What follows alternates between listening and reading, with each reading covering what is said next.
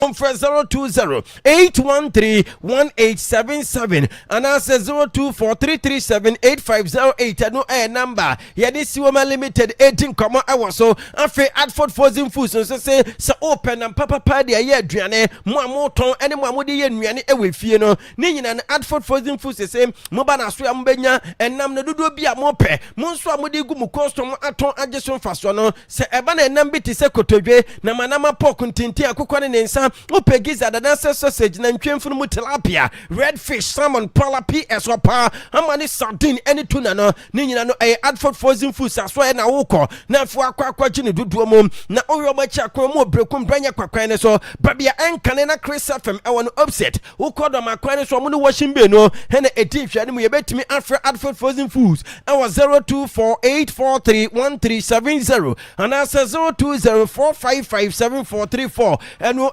number yani Adford Frozen Foods and paying for 18 comma hours so original anti-barbering saloon and so say be uti ama ho ayefa run about akese mu Fidelity Bank rechi and wo professional and qualified barbers so my adwuma na che enti experience na ewo home enti se wutie me anopai na opeso utwa payment card and answer guys no 3-step self currency road rich any California kata ni nyina no original anti so ba wo be siesi o mu amopese mo dai muti no kala bia bi no dai no ewo honom ana Pearson so no woye empayimfo no mo bro 70 years no mo kɔ no ma free ana nkoda no so mo nyamro afe ba ko no mo ekɔ no ma free original ant erane door to door services and 2% ba adwuma mum ana se ufie no obeyi uti a fra no our 0546843282 eno number yani original ant 18 comma hour so afe ya dia seda ni bi enso ma fosu ya company limited open ya papa pa dia board down so ana se oye project bi na be hia enua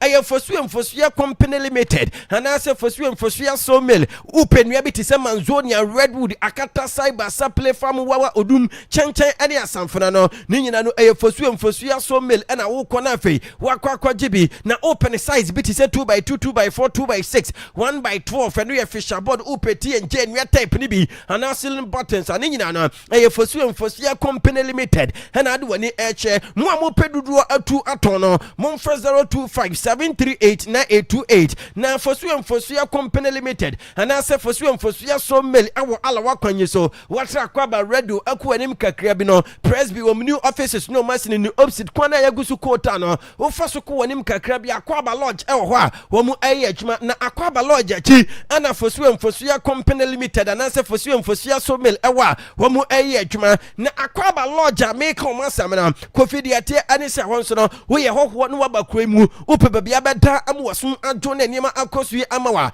eho ane waso de wani eche wo mu eche se obono ma wo mu special car park restaurant ewo inside James Center eshemu supermarket eka ho ba ho so no wo benya nsana de ano den ene de ano anya den na de tie ane sam Akwaaba kitchen so ababeka ho aduane papa ena ene anopai ene awie yi anwumrei se okọ no ma ubenya na fe eniema enso akosu ama mame fama mo ewo 054191511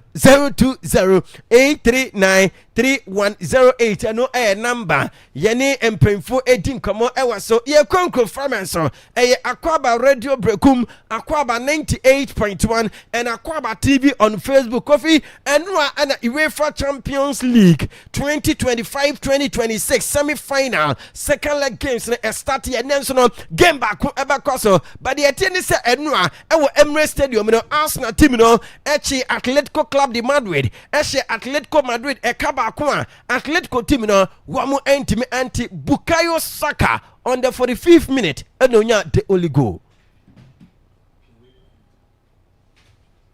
It's come to Gyökeres. All Blacks retreating. Gyökeres and Trossard got the shot away. All Black with the save and tucked in by Saka. Arsenal strike in the last minute of the first half. Range. Did well to reach this, Gyökeres. Did really well. Held it up great as well. 981 FM. enti Enra Bukayo Saka and enya the only goal Emma Arsenal Bobo Kono on the 45th minute na enyina beka last week Wednesday say ya and a chance first leg game na so and Madrid abonten so Atletico Club de Madrid e Riyadh Metropolitano no wamu ade Arsenal e 1-1 draw enti Enra go Bukayo Saka e no ama Arsenal team no qualify for the finals of the UEFA Champions League with 2-1 aggregator and the Arsenal team no wamunsu awram na Bukayo Saka asha 3 goals in the UEFA Champions League this season and 2 assists and 5 goals contributions and a Brenton Enya say Arsenal team no kofidiatia and he say Crawford perform better my main farmer tier for say a Brenton fan Bukayo Saka and so etimi Enya go in Champions League semi-final for Arsenal na the ati ani say 4 players pe and asha goes in the Champions League semi-final ama Arsenal Bobo Kono Kolo Toure 2005-2006 and Ruben Van Persie one on some 2008-2009 a Branton e bono moden e toto niema e boy e bo go na so nya de Arsenal team no wo motimi e qualify e kwa the finals and Bukayo Saka 2024-2025 in the semi-final was a go and 2025-2026 and no and run so no was sign e bo go Victor Yokres so no ya back here the first leg game e so or Riyadh Metropolitano no one and a ball going to these are 4 players wamunsu anya goals in the Champions League semi-final for Arsenal Bobo Kono nemu madie bako and say Bukayo Saka amba the first player in Arsenal history to score 2 goals in the Champions League semi-final last season wobo go 8-year PSG team no and this season against Atletico Madrid and run so no wash go na Bukayo Saka edin come after the game what you must have Brenton and Yepa was it so beautiful to see say Arsenal team no and so I qualify a final na e mini a lot to them and to amodi aseda ebema nyankopon so matimi awramu our final na I say glory to God we are going to final now it is beautiful story and I hope it ends well in Budapest not just a hungry abundance na omo we animu so be konafe we ba kwa JSC woman so for this team for this club. Hey, you're taking me away from the celebrations, man. It's so beautiful. You'd love to see what it means to us, what it means to the fans. Yeah, we're all so happy. What pulled you through? They say about managing games, you take the lead. It's easier said than done sometimes to do that. Yeah, it's easier said than done. You know, this game is a high-pressure game. It means a lot to both sides, and we managed to manage it well and take ourselves to the final, so we're happy. And what about the atmosphere this crowd generated this evening? Yeah, it started before the game, you know, when we were arriving in the coaches. I've never seen anything like it. And they pushed us and pushed us and pushed us, and they got this moment in the end, so we're celebrating it together. Your 81st goal for Arsenal. Has there been a more special one? Maybe. It's definitely up there. Should be up there. Was there something as well about the goal itself? A mix of patience and positivity to your play, but the way it went over the top to Victor, and there you were. Yeah, in those situations I just try and stay alive, and you know, sometimes it bounces for you, sometimes it doesn't, but you have to be there, and I was there and it fell for me and I got my goal, so glory to God, thank God, and we go to the final now. A Brentani day and Bukayo Saka and what is Sansamina at 2 na our CBS Sports Golasso so now Thierry Henry a panel member so na anytime be a Champions League game area when we not playing any players ni be edin come and no and Thierry Henry former Arsenal captain any a Brentani from Bukayo Saka edin come and one a Brentani edin come say see o ma qualify eco final o pise Arsenal Bobo Kona ebetimi akwa atwaso akwa Champions League na wamo Thierry Henry wamo time 2006 wamo intimi anye enti this current players no etimi eya Arsenal team no wamo re emfi wamo da even kwapo no ya de wamo ebeka invincibles no. Can we go through the academy player putting his team through the final? And I know Gyökeres scored a penalty. I know also that there was a first leg, but from Haaland to Budapest and being captain on the night. Talk to us, please. I can't describe it, you know. Just speaking to the boys, everyone's congratulating me, and I haven't taken it in, you know, what this really means. In my head, I want to get over the line in Budapest. I've played in a lot of finals, and yeah, I just hope this one goes better than how the last few have gone. And that's where my head is at. But definitely, it's a beautiful story. I thank God every day. I'm very blessed to be in this position. And yeah, this is obviously been a dream for me since I was that kid in Hayland. So I'm very happy. Listen, sorry, Jamie. That doesn't happen often for me, for Arsenal to go in the final. I hope you allow me to. No, but I just want to say something. Please, I wish you all the best because we couldn't do it. And I hope that you're going to be able to do it. And I know I will repeat it myself because I want that name to stay. If you guys do it, you ever manage to do it and you go on to win the title also, I don't want to jinx nothing. We're still not there. You know I stay in my lane. But you guys will be known as the unforgettables. We were the invincibles, so go and get that. Thank you, man. Thank you. Thank you.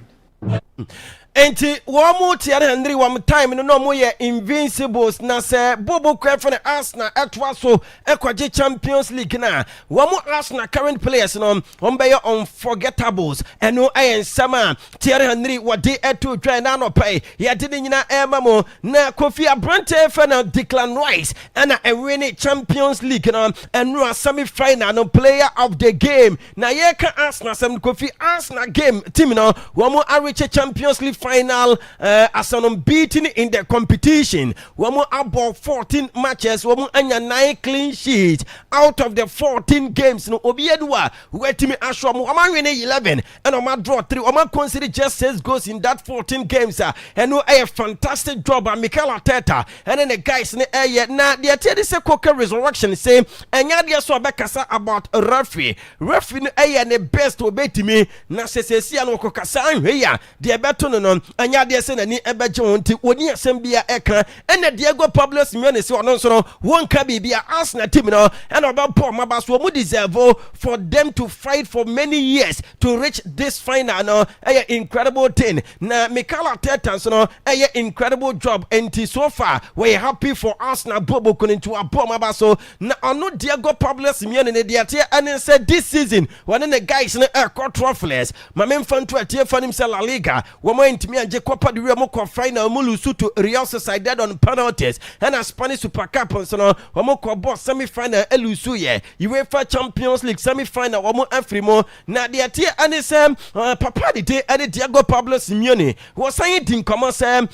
chase sebi no sense to talk about the clear penalty on Griezmann. It doesn't make sense to talk about it now. Sometimes referee's decision can be good for us, sometimes not. Tonight we were unlucky. And or say penalty ne there. Womu enya bi Antoine Griezmann. Utimu se tackle na corner so no na clear penalty. Now so adena asiye wi referee anje amu womu. Any kwan so kan wasem because kan wasem kurapa. Sebi nyansa bia edimu because enya dia say dey resource bia ebebre no na eduru mre bia referees ne decisions no eko in favor of womu Atletico and say enura no anko in favor of them the obetimi aka NSM womu lack ena ama na wawia no and wasan editor say Arsenal team no incredible team womu perform top level na ose Arsenal Bobo kono strong in terms of financially than womu Atletico Madrid Bobo kono into also more accept sa defeat no na de ate ani say orama Abrante fan Antoine Griezmann Walker say enura wasenka wonya penalty no Abrante na abone last Champions League game and the Atletico Madrid team no and in the last Champions League match ni nyina ani say wo fi Europe awramu awo USA Major League Soccer no Orlando City na fo akwakoya djuma amuabo na Antoine Griezmann free Atletico Madrid without a trophy because we for them call Barcelona no that season na and Atletico eje La Liga enti La Liga went me and JB Copa del Rey so no went me and JB and a Champions League Antoine Griezmann and me and JB but Arsenal boys no draw money ni nyina ani say William Saliba no defender no see we are so happy to be in the final. We know it is not finished. We have 3 games in the Premier League and the Champions League final. So we have 4 finals and we want to win all of them. I am sure we can do that. And no, I am Sama. William Saliba. What did you do? Being in the final for the first time for Arsenal since 20 years. How big is that now for you? Yeah, we're so happy to reach the final today. It was not easy. we know that the Champions League is 981 FM now, and we need to keep going, and hopefully we want to win that final. Talk about the game. Tactically, it was tough from both sides. Defensively, for you as Arsenal, your coach took a lot of pressure away from defenders with his performance in front today. What do you make of that? Yeah, he plays so well. I know that we have a big player in front. Gyökeres plays so well as well the last game. So we're so happy with him, and I hope for last 4 games he will score again and make some assists. But yeah, we are so happy with his performance today, and yeah. There's a little bit of mistake between you and Gabriel. No, covered you very well. Yeah, it's not Gabi, it's me. Yeah, tell me about that moment. It was scary one. I wanted to head the ball forward. Then at the end, I said I will play with David. Wow, I was so scared, but yeah, at the end he defended well and he saved me. We've seen that the celebration, the atmosphere here. How big is that? You have 4 games to get the doubles if you win all of those 4 games. How big is that for the dressing room, for the manager as well, the message from the fans, the celebration overall? Yeah, it's big, but we know that it's not finished, and we have 4 games. It's small, but at the same time, we know that it's long again, because we have 3 games in Premier League and the final, so we have 4 final, and yeah, we want to win all of them, and I'm sure that we can do it. Ano and Sama William Saliba what day am I another pay at Ebamu Akwaaba 98.1 so na Sadi Jenamu and Mikel Arteta at a quiet post match interview na interview numno and was Wabani Ajepa sa Arsenal team Eramu our final performance of modernity throughout the season as they say Wamu Adru finals of the UEFA Champions League you know Hababa Ranting about because Wamu and I had money na Mikel, huge congratulations into the Champions League final. How proud are you of this group of players, the way they did it tonight? It was an amazing evening, right from the start. I mean, the way our supporters received the team outside the stadium. The moment you step in and you sense the energy, you sense the passion and how much it meant to the club, to everybody that was involved tonight. And then the results, obviously, you bring so much joy and happiness and that's the job that we have here. Sometimes it's tough because you make a lot of people sad, and you have the opportunity to make people happy. Then it's wonderful and nothing like it. In the last few weeks, you've mentioned giving the team love a lot. Is that what you felt from the stands today? How much did that help, particularly early on, where it felt like you really took the game to Atletico? And that's what we wanted. Don't allow them to breathe and to really feel the pressure right from the beginning. And obviously the crowd was right behind us. And when we are connected in that manner, it's very difficult for the opponent. There's big players needed in these big games. You mentioned Bukayo Saka before the game, his goal. Tell me about Gabriel's tackle right after half-time on Simeone as he rounds David Raya. Unbelievable, because that's probably... Ano ayan sama Mikel Arteta manager Jinamu Emma Arsenal Bobo Konwade Emma Enanra Wesley Sneijder former player Emma Netherlands national team no wase nanka e was Atletico for enya penalty takana Ricardo Calafiori e de ekọ Antoine Griezmann so no wase se ohwe pictures ni bi na ohwe playback na e clear penalty nanso no krapa ene se Arsenal team no atimi escape sa ne ma ni nyina na ene o mawuram our final a do obeka ache Arsenal painful any say woman statue Emma Mikel Arteta simple wetimi at the club no aramu our Champions League final because 20 years in here na we are no senior din come and was say one more game no do be 35 minutes no person free UEFA for Emma mo cancel game na Arsenal any Atletico Airborne na etimi Emma kwan Emma Bayern Munich any PSG game on babo den no enye finals of the Champions League because they have 2 best teams no and ene omo eba babo game no eno sama Wesley Sneijder what the etwa when winning answer say Abrante Fini Victor Gyökeres no wanya flashy strike at say Alan Haaland mo any other players no now so eniema we ye our park no so no one ye dirty job ni nyina nti Abranton play massive role in Arsenal wɔn winnings wɔn enyanim ɛno ɛyɛ nsɛm Wayne Rooney wɔde ɛto dwane no Arsenal team no wɔn ɛde tifo ɛkɔ stadium modoma na kyerɛ tifo no deɛ egusu ɛne sɛ overland and sea na kyerɛ Arsenal bobo kɔ na asase so ne nsuo so deɛ baabia wɔn ɛna take a ɛnɛ anɔpɛ owura mu ɛwɔ kyerɛ Facebook no so a deɛ tie ɛne sɛ Arsenal supporters no play role ɛma team no enya nkunimdi a sɛ so ma qualify ɛkɔ the finals of the UEFA Champions League wɔn try PSG ɛne Bayern Munich obi ɔba qualify and then na Arsenal team no ɛne wɔn akɔ akɔhyia Mikel Arteta ababa the first manager in 20 years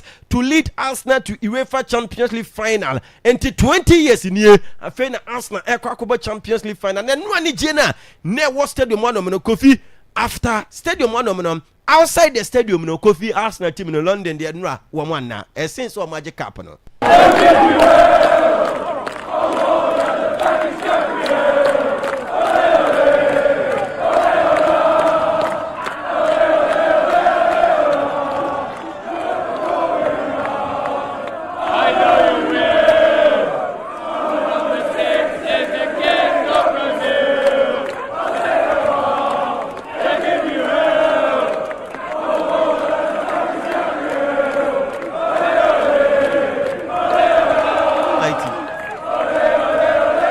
no I had a course so outside Emirates at the Enranti Arsenal. This is their second Champions League final in the club history. The first one was 2006. A former Epano in Kofano Entimi Emobinti Omokai and PSG and Bayern Munich. Now Abranton Victoria Crest and was it back to the root. The Atia Adisa Branton ne papa papa nacha nana every hungry and I just say oh migrate ebe PMO I was Sweden no Omababetna Sweden since 1956 until yen said Champions League final no Ramu I was hungry Budapest and unti ama Branton ako Instagram ako post to say back to the root na just say oh and namu every enei wanya kwanya Ramu I was hungry Budapest na fe wako final no and Arsene Wenger say to say over qualify aqua final no you need a strong defense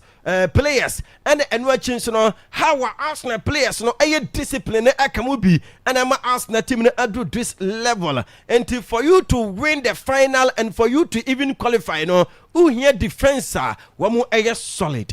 I wanted a bit more than Atletico Madrid, more decisive in the duels, and as we have said before the game, they had to go to the final.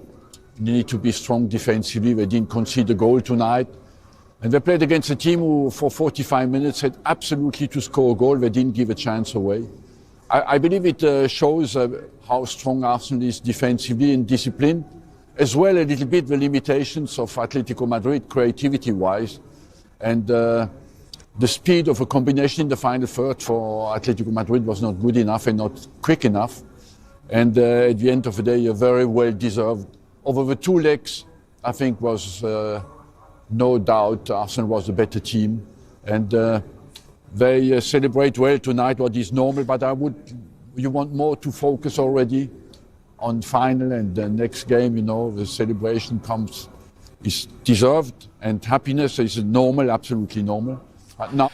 I know I am some former Arsenal manager Arsene Wenger what they had to a final game winner and a Chelsea former player, former Real Madrid and Belgium captain and Brian Tefane Eden Hazard the same Arsenal team and winning UEFA Champions League final against either PSG or Bayern Munich. Was it when him say Arsenal for a Copa final, but on Genius Arsenal bet me edging a PSG and I said Bayern Munich and him enti no crepa and it's a final no more reaching it there. Well, congratulate you on or sorry, say Yadia bet me the final game and also bet me and Rene Champions League. And I know I am some Eden Hazard. One also added to the Jaya happy birthday, 71st birthday. and a jaya boy edia nano pay yes no duman pay bo ema so man kwatente ahoden ewo mu na fa untimi enyini encha na ombaki yese ne dani danyina wo ye no na Kofi de atene se ne UEFA Champions League no another semi-final game ebe toa so a ano ebe dinye papa de atie ani se uramu ewo Allianz Arena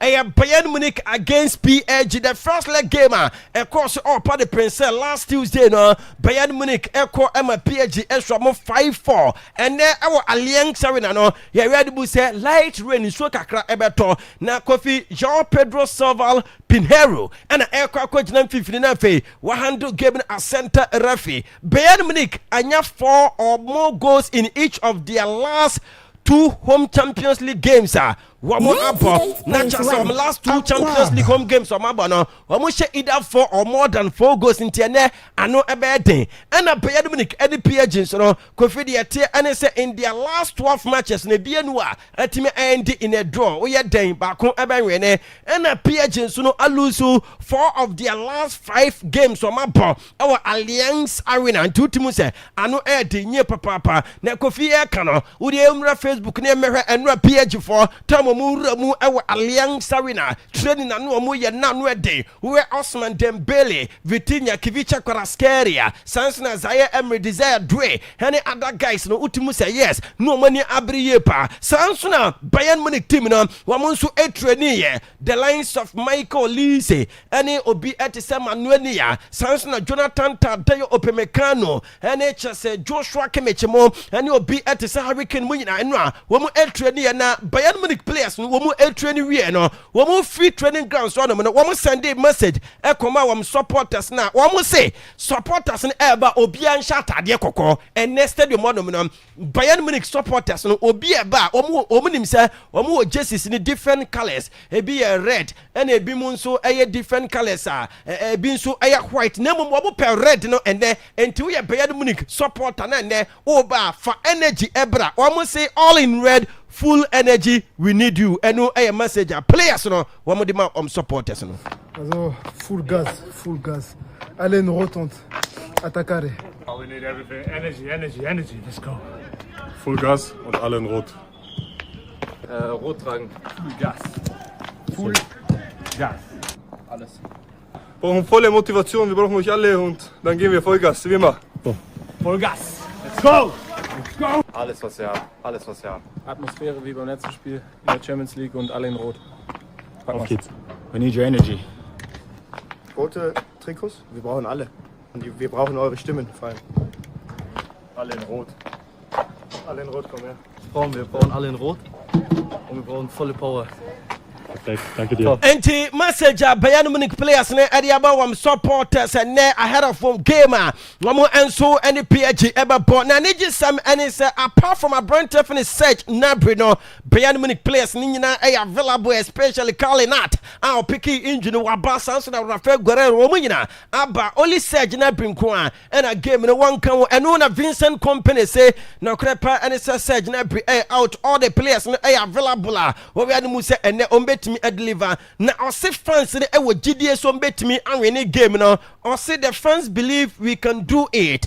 We want to make it memorable moment. Eno sama Vincent Company manager chinamu ema Bayern Munich bobo kuno wade ema ye de epa enisa brantani de enem Manuenia ebe goalkeeper Josip Stanisic eba starting game no Conrad Lema Jonathan Tadayo Opemekano Joshua Kimmich Sansona Brantefna Alexander Pavlovic Sansona Michael Olise Luis Diaz Jamal Musiala ene Hurricane the Kenny Master am rente eruba akwa here we are musombe starting game no Bayern Munich na Luis Enrique and so say we don't need any more motivation. We are already at our maximum at 125% into us say we hear motivation be our no more banner we motivate to even kwa 100% say other 125 na owie no sande to say as a team no the same objective for modi bo home na eno a eno modi ewuramu ewo away ani gie ne ahoden modi bo home game na eno a eno modi ewuramu awa Allianz Arena ene anwume ne mom game no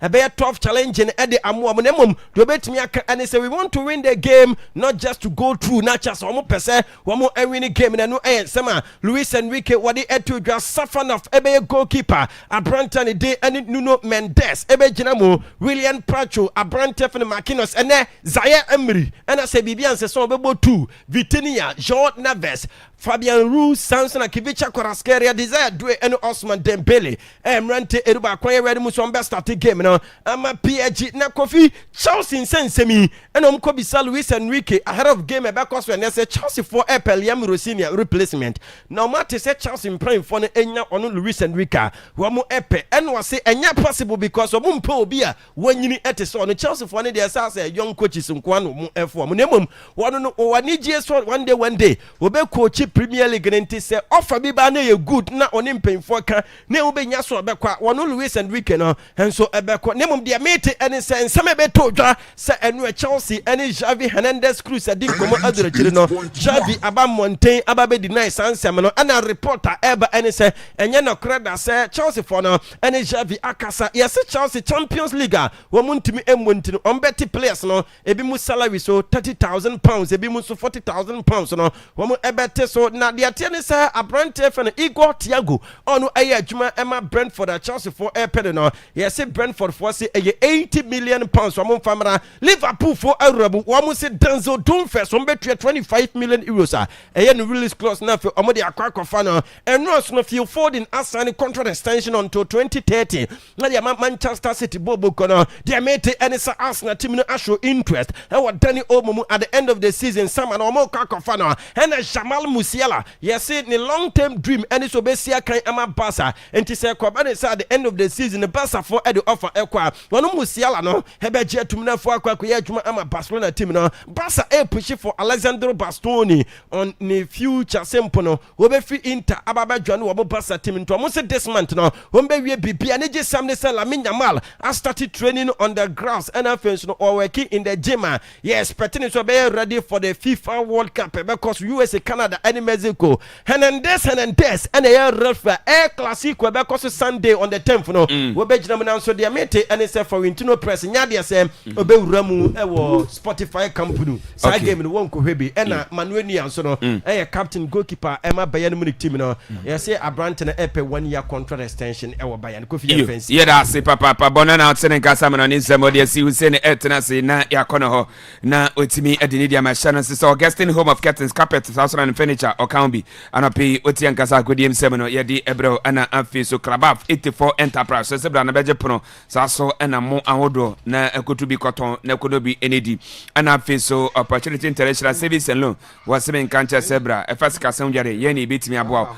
na odwane di niama setimi akoso kama 8 million ana afi so Graceland Hardware Aluminium South and Glass Company Limited was seven cancer sebra na beja dance no papa ni bi na nsa pepepe ofie no obesi wie Jackson Herbal Center form say yakofa Jackson Mixture so ana Jackson natural capsules no and so draw ai sebitimi aboa ana afi so modern we herbal clinic was seven cancer se mat 700 capsules no moja na sentimi enya dwuma yi ane afresane no bra na ekope bi na no bi K Lovet Company Limited aye bia ai se so prepaid power na oba ozabetu aka ntempa network na ejina na sebruta eno sa edan check so Akwaba enterprise sebra na dance ni amano na bejo de A to Z obewie no na fiura no na osotimi aye bi ana afi so Rems Dental Clinic was semen kancha sebra ye be onum na ha bia wonum bia sa ha no etimi ayi e de fro suma rabang semen kancha sebra say ye famous loan na pe ne nyina no e betimi ajo feso ama iso setimi aka be basa na odwa ona fe ofo na odi no obetimi adone kese omanyina e kan be na napi otien kasa akodiem semen no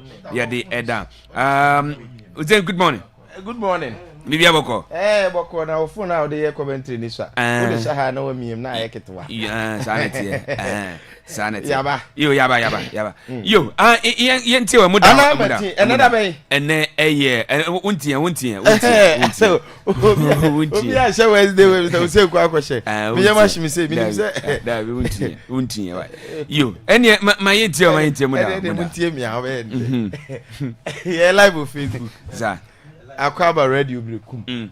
Any all social media handles. See, oba now so abehye na ades no. Enye bia hwe na bibia timi aye kama. Ene nsem ne do so nti wa ma wayo wa boka. Okay.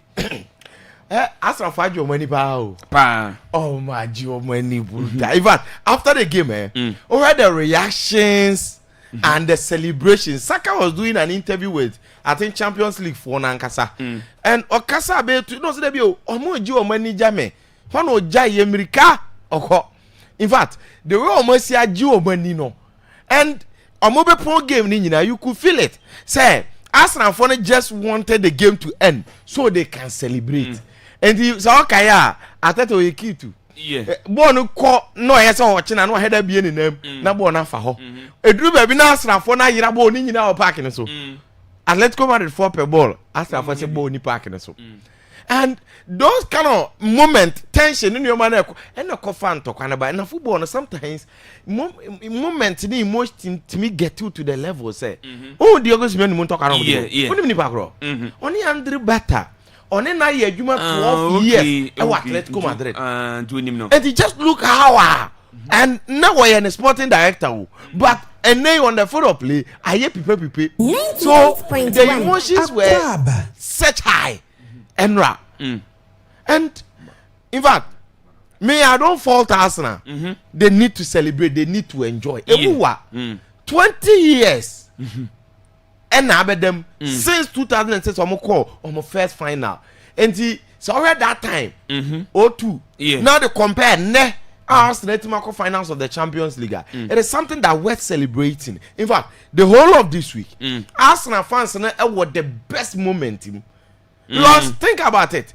In the league, Man City are called dropping points. Arsenal share Fulham 3-0. And then Man City dropping means that Arsenal are on the verge of winning the Premier League.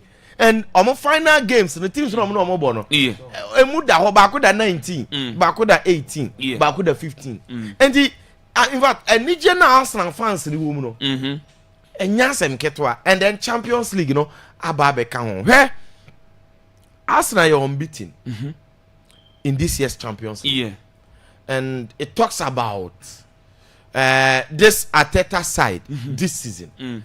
Because when we are talking about the unbeaten this season, Champions League, we shouldn't forget they say nobody they more the same face, when they league face, more so a bad day. So other teams debate me those records, so be unbeaten. Of course, the last time Real Madrid unbeaten and San Jose champions in 2024, but then no league format. Until you look at this very format. Now Arsenal yes unbeaten Keku. All the big opponents including Bayern, Inter and Atletico Madrid first leg was and some or they go throughout today's very stage. In fact, we love to see teams board to say the Bayern way the PSG way near the but Arsenal for steadily they knew quite so fast operating. They played according to their strengths. And the you could feel it. Sampa Bonnet course on a day. There were no moment. I want to say Atletico Madrid for build up and bet me to go about. Because it is because I'm very good defensively. Highline. Kofi and then just almost sit back too much. But without the ball, they all retreat. Ateta wadi bi or yes, a ball na opponent and the ball or Pamo Montesebi, Obi Canem no Munina Dimrika, Abe retreating. Now, when all the 10 alpha players near behind the ball, it will be extremely difficult for you to penetrate, particularly when Arsenal knew how to defend like this. Oh boy, against them. Again, Atletico Madrid. Consistently, a problem that I've been having with attacking transitions. And they may patch and say, so magic ball, no more able be a question. And okay. It is different when they are playing against Barcelona and high line and other because they'll risk and come forward. If you're too much here, or run as a pick it, then shot across, no be a tapping. But when you are playing against Team Betis Arsenal, you need to be at the apex. In terms of build up, the transition before say, Obetima getting something out of that. Now, minimum Atletico Madrid frustration, and of course, and made the fans in the bias or your money to say no merger, and not just said no merger. They felt really, really bad. But then Atletico Madrid complains, the two controversial moments. Kofi, two things that me person me can about them. Okay, Mame Giuliano Simeone the NFS, the Gabriel Magalhaes action and some.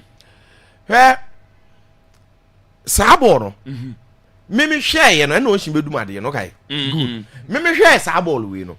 I felt say, na Giuliano Simeone, bet me I'm a referee, an easy decision to make. Time or so on Hanana, that's what tough him. But he went ahead and no kobo bono. Wabra Gabriel 9 no they try to clear the ball no. I'm foul no, but Nensana or Chene they never foul no. But player no man Luki said, enye anything see on to me clear ball. Uncle to format, the same maybe a Gabriel Magalhaes. Eko hede Halano. So Halan Jan hot of format. Automatically referee man red card. And this time wrong say away Jan hot of format ewa ha and can no argument. Obeman a penalty. One yet into another man referee a decision to make. And yes, it feels harsh, but in a way, no. So Tofoma would have been easily for the referee. Next moment, who said the referee deemed say first ball now Magalhaes Amananje ball way penalty no. It is because Magalhaes ball no na foul. The only carry to first one part. Now, so baby player ni huri ya na Magalhaes eba na. We felt the player na be share Magalhaes. But video ne buy no. I nya abotresi a review. It wasn't like that. And he said you be can say va amount second opportunity. 8.1 because a ref no ni enim say ohwesel before. But masan ko tie. He didn't wrestle. Even though Ojiwe no as far when they see first. But we say your two scenarios. A ohwesel and a winning your foul on TV come back. What I say? But that's what review say. There is a potential penalty. It's a ball when you foul there. And yeah, penalty because sorry, Calafiori. I thought I could have no money in the film. Tia Griezmann national. Can referee no so automatically when you foul there. We a penalty. And yes. Me no more in the era of VAR, mo complaining bitterly say ball we there. There's a referee who know who bibi no. Me no more yaji because VAR mre there. Esen ko mo consider. Now kwake mo nyina disagreement. Yes sir. Yes, Atletico Madrid who a genuine cause to complain. But Kofita go. Yeah. How many times? And now ya bought high profile game, high stakes match. Aya ended up ember with VAR controversies. And today, me person me can no be added to the team. Say you need to build your team beyond that. I understand. Yeah, sometimes a bit we take you win away from you. Sans na for the complaining say na no Saliba born say twi ni ko to bi ansan. Yes. What I say? And yes. In as smart to say be an decision be anko favor no. She should team ni build the do the needful. And there are certain quality people who team ni now certain goals to be a referee team cancel, referee team choking off. So the coaches no, in fact, and yeah, they rely so much on these controversies. But then even with Van and yes, it was harsh on Atletico Madrid, but on the field of play, I didn't see them ready. So I'm because semi-final. From minute 1 to say a point game, no. Arsenal were the better side. Let's be very honest. Or man say anything from the Fulham game that they played. It was just as that. Born building from the back into the Arsenal play in the toss. I won't say 4 players and they started build up. No. 2 centre backs no Biomumu, Magalhaes ne Saliba wide. Now anything on starting Lewis Kelly no because in the Fulham game Lewis Kelly complimented Abrante and he did the clan rise so well until Lewis Kelly has started on a rise. Now almost 4 and a build up. Unim the other 6 players baby omo. We're Piomu in our halfway line no and we're pushing the fullbacks no.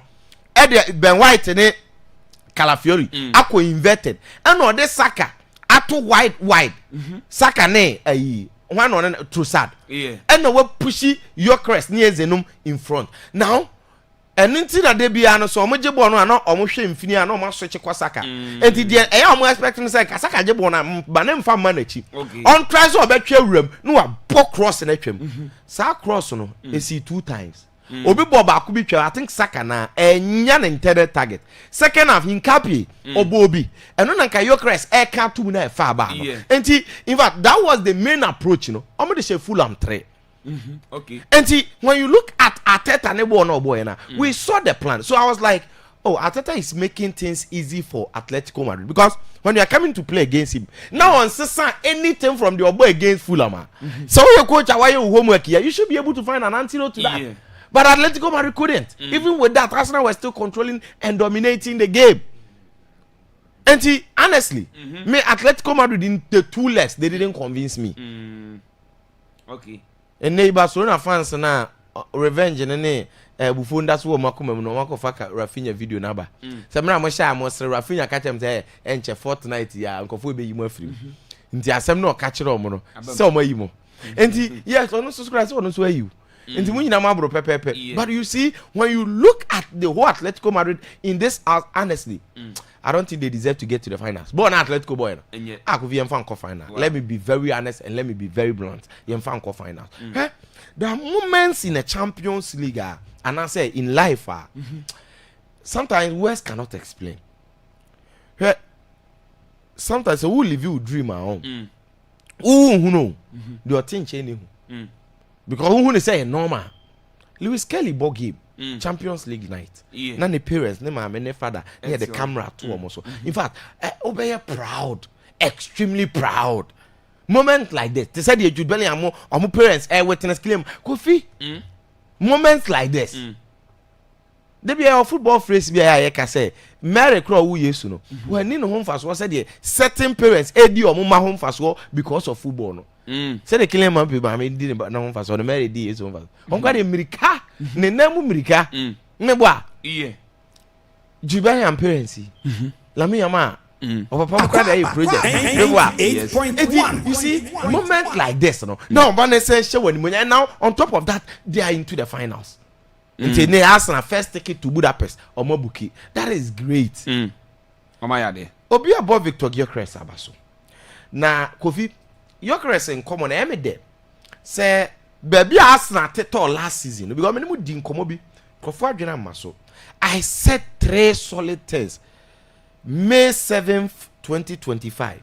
Saturday no na Arsenal any PSG boy PSG Arsenal. First, me be analyze me chire mu say PSG boy no mo boy no. I am mo ko final. So mo je Champions League na. Ebema Dembele Ballon d'Or. We ended up who won the Ballon d'Or. No. I said they said Champions League o kolusu first final bia. O ko next final. Oje me mamo examples be bre me na mka say even venu na ye kobo ho no 3 times the new winners akobo ho a omoje. So with that no PSG baby o maduru no they on the verge of winning the Champions League. Omo ye den.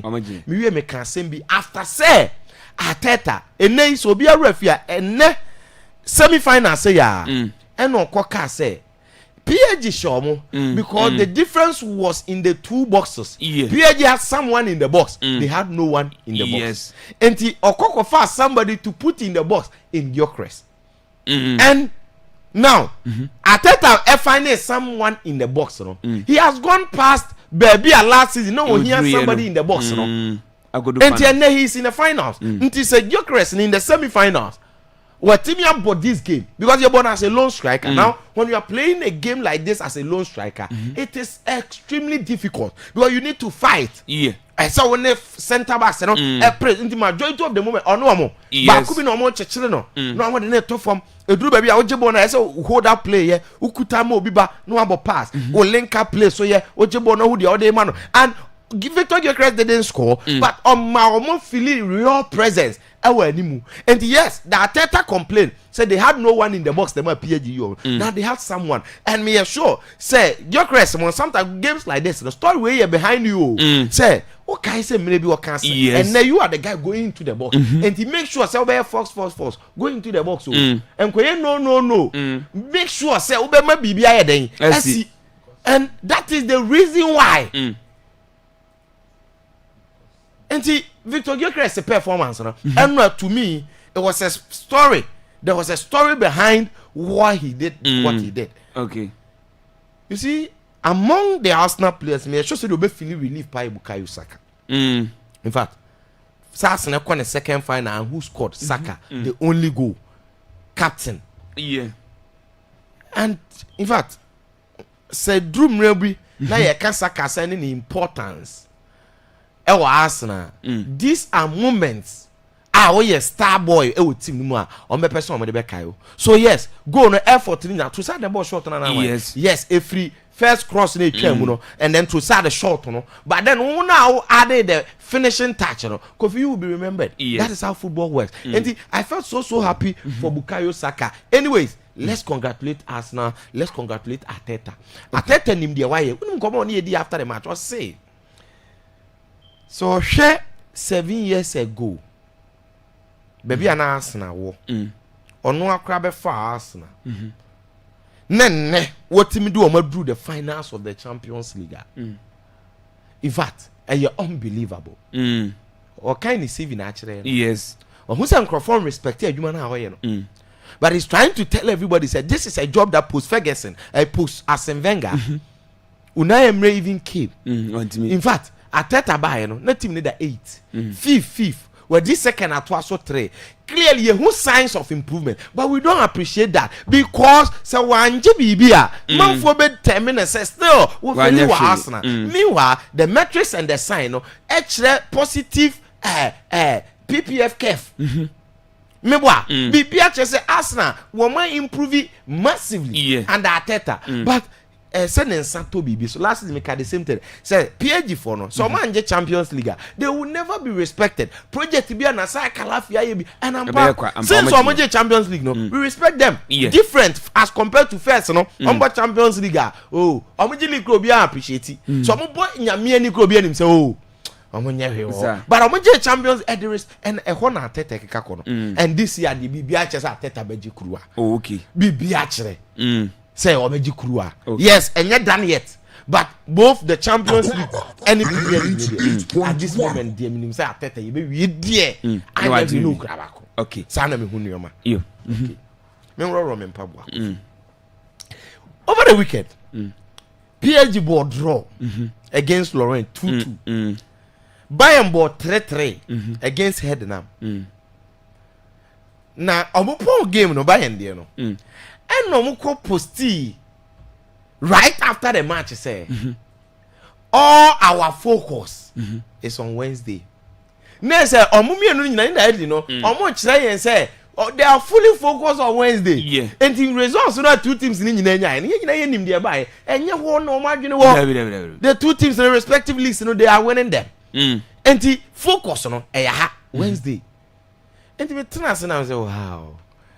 For a first leg that gave us 9 goals. Na Kofita go ya hwe game. Na me kai first away. Na me hwe de my first leg na. Meaning so obie nim say here part 2 no. Part 2 ne there. And I don't think this game is going to disappoint. Dabi. It is never going to disappoint. Where the Maya enjoy the first leg then they say. All facets of play. Ball no. Baby na BBC no na interesting to watch.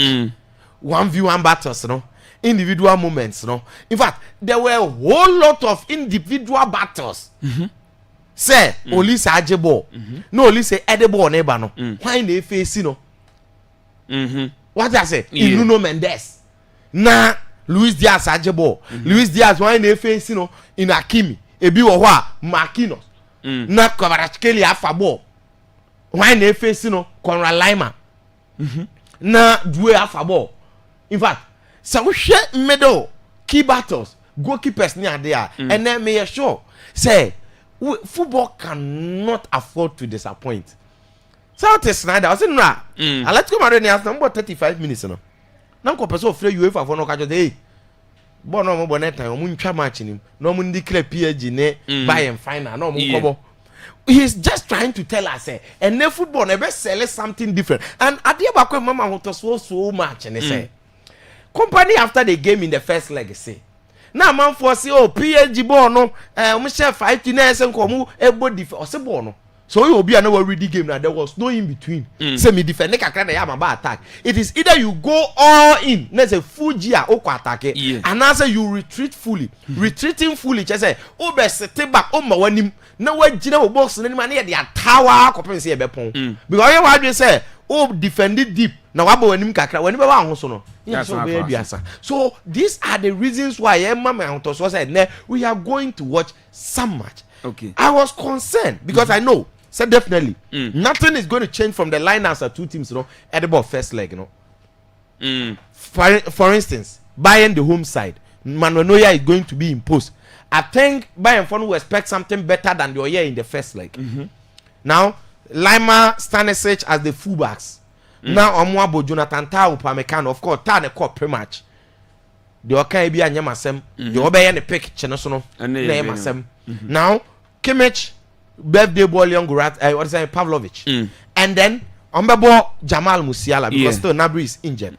Harry Kane as the 9. Harry Kane, young Canasem, who rough. Harry Kane, number 9. No, Mabo, Luis Diaz, Olise. So definitely nothing is going to change from the first leg. But PSG, and yes, goalkeeper Safonov imposed normal ball. Nuno Mendes. But then Hakimi, Kofi, Hakimi subject, you know. Who say me can ya no be beka says I am renewable. Of course, obi anim I am renewable. And even probable announced no renewable. As a midfielder, Timibo 2, not the first time cry or more than a boho no. Yes. And he is that good in terms of but no or bo not or they are inverted their comedy. On this Hakimi the way or running no. So we first leg, you know, how are you overlapping now? Ne cross. And at the Mbele Hriya Kivicha Kvaratskhelia de ball go ni share. So the importance, I think 5 assists or 6 assists, Okuta 2 goals in the Champions League. So what he takes away from this team, no. But then Zaire Emery is the one going to play. Now Marquinhos, William Pacho, and then I think PSG team no suspect na William Pacho. Until one no na or happen again, no. Now Fabian Ruiz aba into the traditional midfielder that won them the Champions League. Joao Neves, Vitinha, Fabian Ruiz, and a bebo medal, no. And then front line, of course, Doué, Kvaratskhelia, and Dembele. You see, 2 teams in here extremely dynamic. Attacking fluidity will be channels normally share goals in a doors and game will be very open. Games like this are extremely difficult to predict. My catcher will say the first say PSG kuta 1 goal advantage, you know. And just say they are true. Because this is a game that promises to give goals, so the goals can go either way. And the first by enable of fear so doesn't mean say they are going to win. Yeah, I know they will have the fans behind them, but games like this, the players no more want it. It is about what you need on the day. Now Bayern will have to be very careful of this Paris Saint-Germain team. The same team, Bonanu ya, ebe qualify way against Arsenal on the Copa Champions League final. And their coach, yes, I understand. I'm for a excuse in say company transfer on ko see former. Me so na me the same convention say so see former you could have coached better than England in Aaron na no original one man no. But I know Bejina I still think say matching the 2 coaches no. Luis Enrique who are there company who. And Bayern will have to be careful. Yes, Enra made a slight chance no. Emma Arsenal and they won by 1 goal to 0. And then I'll still give my slightest chance to Paris Saint-Germain. And I think PSG will make it to the finals. You made us say, and no, I Hussein Adams, then I and Casse. Well, we say Paris for AC, a coach Arsenal. Our fans, and I say, Yamia Duma, Budapest, and why any say a coach at the city now. So we UEFA Champions League on Como, and an OP, yet the Ocean Eba, now with me at the Nidia, will be penny at TSC, if you come on, it's me at the Atois. So I say, I am from the 1 fear button and watching you live inside Nkoko Live FM. Was say great work, great sports show. In the municipality, that's we Nana Kwame Jr. and message Odiaba. What's watching the show live from Brukum? Good to know about. In fact, Simeone is not good at all. That's say now Abares can come soon. Greeting to my mom, Amabadu, the Yam Selaji, Okada Roda, Aluntu, Sanso, and Makleli Tawa Lenge. And I feel good to know about community members from Great Mugabe, the messenger, Odiaba. Was it good morning, my guys? Was in fact, you are doing a great job here, that's in the bonnet here. Was it good to Arsenal for qualifying for the final of the UCL? Become to win today. Black of Yedas, we Teta Nicholas, the messenger. Odiaba was a congratulations to Arsenal for qualifying to the USF final. What just UCL final was say, I'm just happy. Yeah, that's it. We you see, if any message on the Sodiaba was say hi Akwaaba sports team. Was watching you live from United Arab Emirates. Or say time for your good work. Yeah, that's it. Nana Kwabnam Rachos the messenger on the Sodiaba. Was say Arsenal, go the Gunners. We family Nadine Pa de Patrick. Yeah, I'm welcome. The messenger on so Ediaba and a pen. But now I am quite now Ocean Fanedia. We are a better yes him now. Yedida Kanya so Etimid Abraham. Akwaaba radio 98.0 Ocean. Good morning. Good morning. Open case you could Vitago. Bibiaboko. Aja. Ediana Samanfada Roma. You. Bibiaboko. Mate. Answer what to say. Na Krachi is Rostri. Yanko and so one way ya. Yanko. Say. Yanko. Yanko you are the tests in Yanko. All right. Ndemuda. Thank you very much. Is it coffee? Yeah. First of all, Yanka big congratulations from Arsenal. Okay. Because yes, it is not easy. Say Kofi Ubebo 8 games in the group stages. waba round of 16 waba quarter final waba semi final then again waba PM of final yeah enti yen no mas ye mo aba so hwe Kofi nkomo bia me no di ni last year e wo fie ha se mo be kai ni ya me ka kire mo se me hu ni se Arsenal e wo chance in the Champions League ni mu as compared to the Premier League. Okay, Mikai. Yes, because so Champions League ni the way teams ni ball now. Arsenal for it seems as a far more we. Champions League. Yes, Champions League, you know. Okay. And now forget about incident now ACC again with the controversial incident now. Because to emerge as champion via in the Champions League competitions, you know. We had the referee decisions ever back in your advantage. Okay. Everything be a watching Champions League be a. We had the in few moments referee's decision ever back in your advantage. Okay. So I understand Atletico Madrid any players, you know, frustrations, any complaints from the you know. But the truth is that Kofi man don't take it a shine away from Arsenal final now. Okay. Now and right now historic night. Because after the game where celebrations Arsenal players in the year, no crane. Yes. And you know emoji you know. They celebrated and ran as if say ultimate in Kitomo. And only on my because where only said the last time Arsenal won Champions League final 2006. Unfortunately, they lost to Barcelona. Now, so Rich made that picture and they are to swam. In fact, that was Arsenal invincible squad. And this was James Lehmann, Alexander Hilem, Ashley Cole, Thierry Henry, Fred Lundberg, Fabregas, Robert Pires, Coro Toure, Emmanuel Eboué, and Gilberto Silva the war, and so Campbell. Now, Kofi, fast forward 20 years on. Arsenal babo another Champions League final BM. Now, the last time before Arsenal edu final of the Champions League, you know. Arsenal starting 11 now. Now Raya was 10 years. Okay. Now Ben White no starting about 8 years. Ricardo Carafiero no 3 years. Arsenal center backs of Gabriel and Saliba. Gabriel no 8 years. Saliba no 5 years. Declan Rice no 7 years. Lewis Kelly no the car 1 year. No Mary so no 19 years. Saka no 4 years. Eberechi 7 years. Leandro Trossard no 11 years. And Victor Keres was 7 years. It is so because I run a historic night for Arsenal. Also only Nipan Yedem. Arsenal performance this season in the Champions League, you know. Omu deserve so omu do final. Because so from my day one from group stages Edibesi and Leia. Ampa Pierre Gini Bayern Munich are picky at this moment there. But of the most consistent team and the performance in superseding everything Arsenal. Nemo the Emma do not recognize Arsenal more than money say. Do not G2 say Champions League, you have the character, the attitude, you have the pedigree in history neighbor. And to say about history, any pedigree. I didn't answer award about actually. Onibi. Enti anope who say be reproduction room ono. As a team only about was MD, or ye be we as a brilliant aba. You see, and you can't fault Obia for making that comment. Okay. You see, Arsenal acquired 14 matches unbeaten. 14 solid matches unbeaten so far. Our Champions League winning 11 and no draw 3. They considered only 6 goals. Only 6 goals and Arsenal conceded here. And what then? They kept 8. And now they kept 9 clean sheets. And so baby no cause Arsenal deserve so do final like Kofi. Menya so betting in Nipana chinje. Okay. And so where results no money now. It is not against teams because already or mumu nyedro. No. Champions League Arsenal mu nyedro dada. And so to me a team to say Inter Milan were away.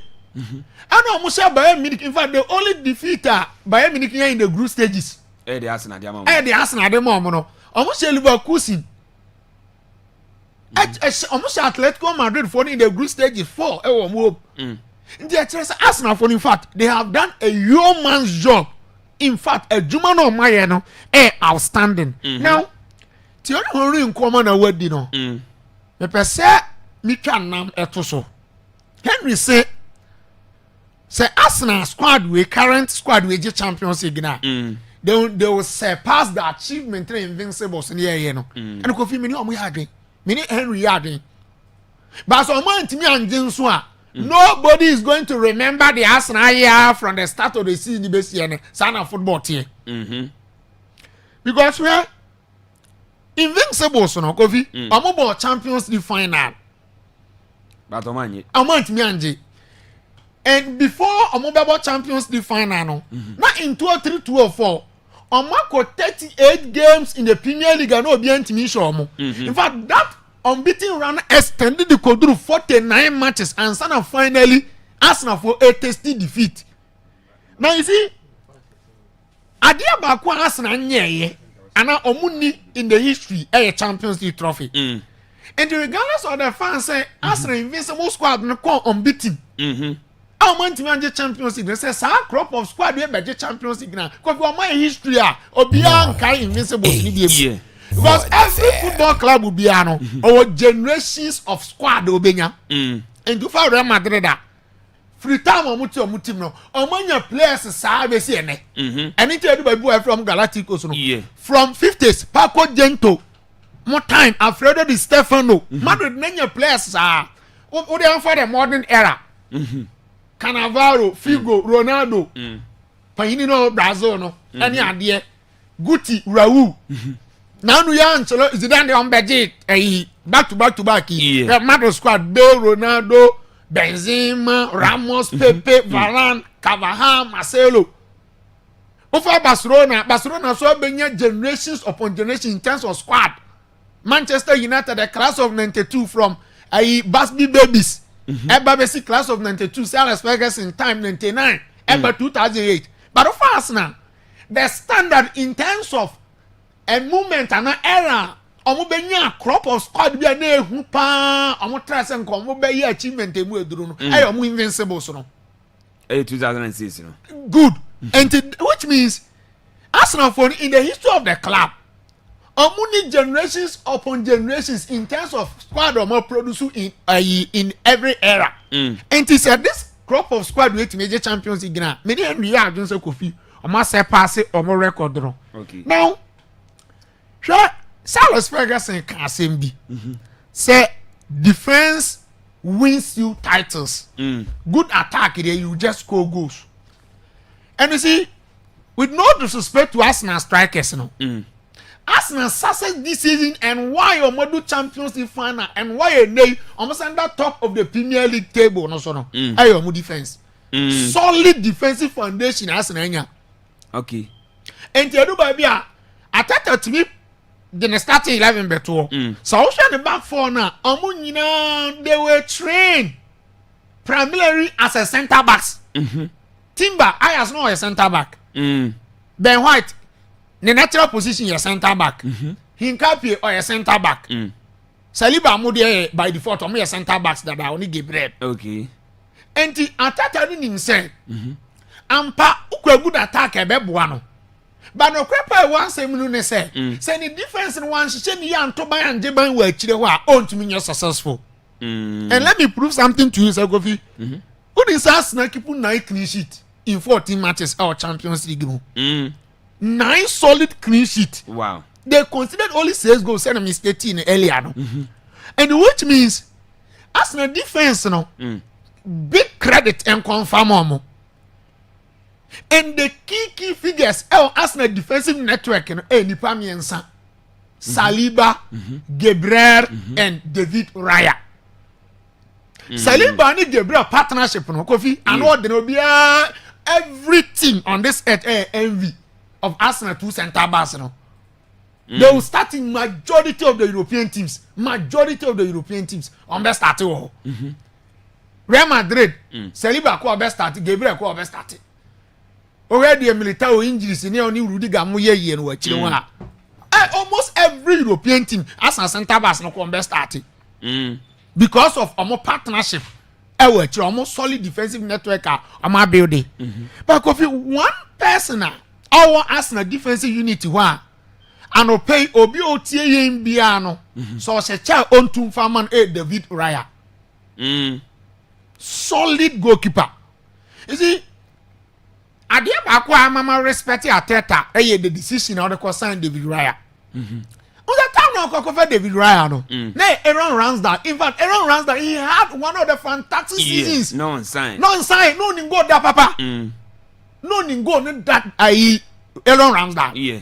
But Ateta decided is okay. Me come Brentford for the Kofi David Raya no. And mommy dream baby say what exactly and papa we until we decided so you sue Ramsdale be or Kofi David Raya. Even if I on loan.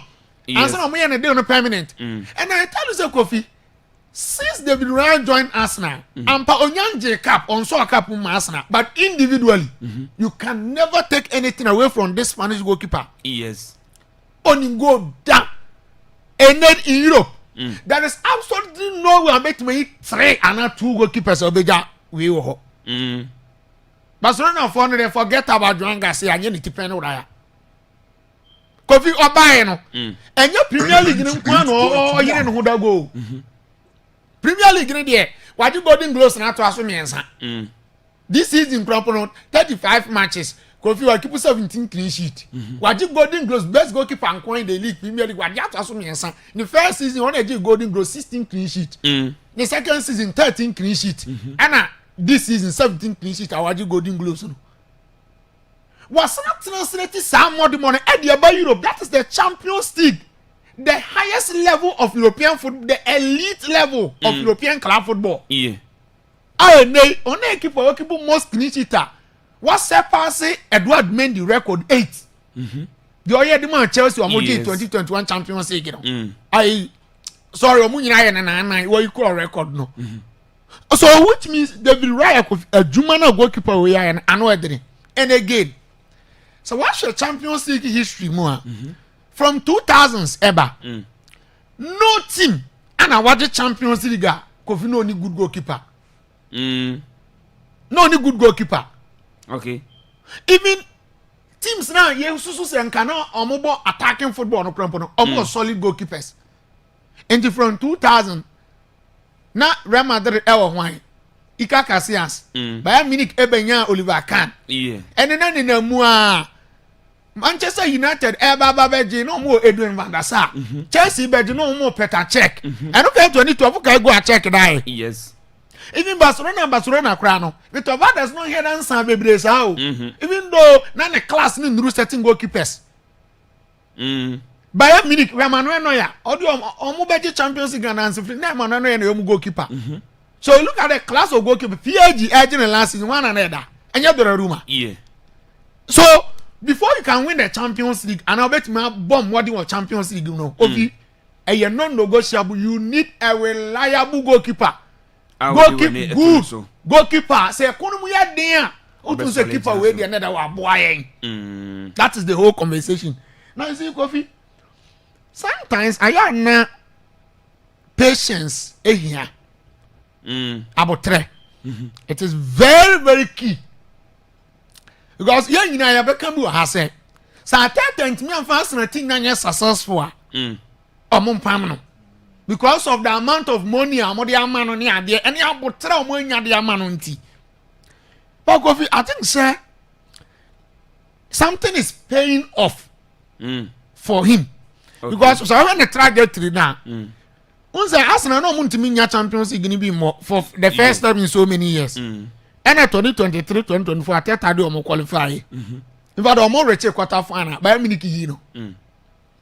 And last season, 2024, 2025, PSG eventual winners in a year Arsenal was semis. Yes.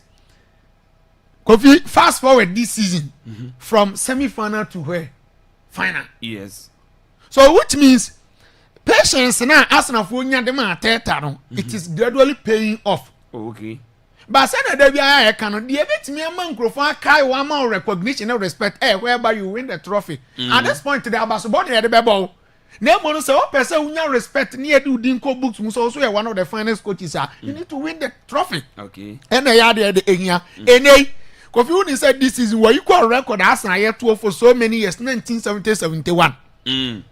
So that season, Arsenal winning 45 games. 41 wins. 41 wins. This season, I tell you, equal that record now. Yeah, man, Abaso. Maybe an English football fan. And the other Spanish teams, they do baby or motivate, especially me. Spanish teams from Mama Masunda. Oh, conversion. I'm missing 2009. Oh, Rome. Okay. Salas Ferguson called Champions League final me Nubino. Barcelona Messi share second goal ni boot no Roy me Kaimo. Ni boot no huru ya Trauro Ferdinand or Heady Bobby to share first goal no. But that match, people see say the biggest match in the history of the biggest final in the history of the Champions League. Okay.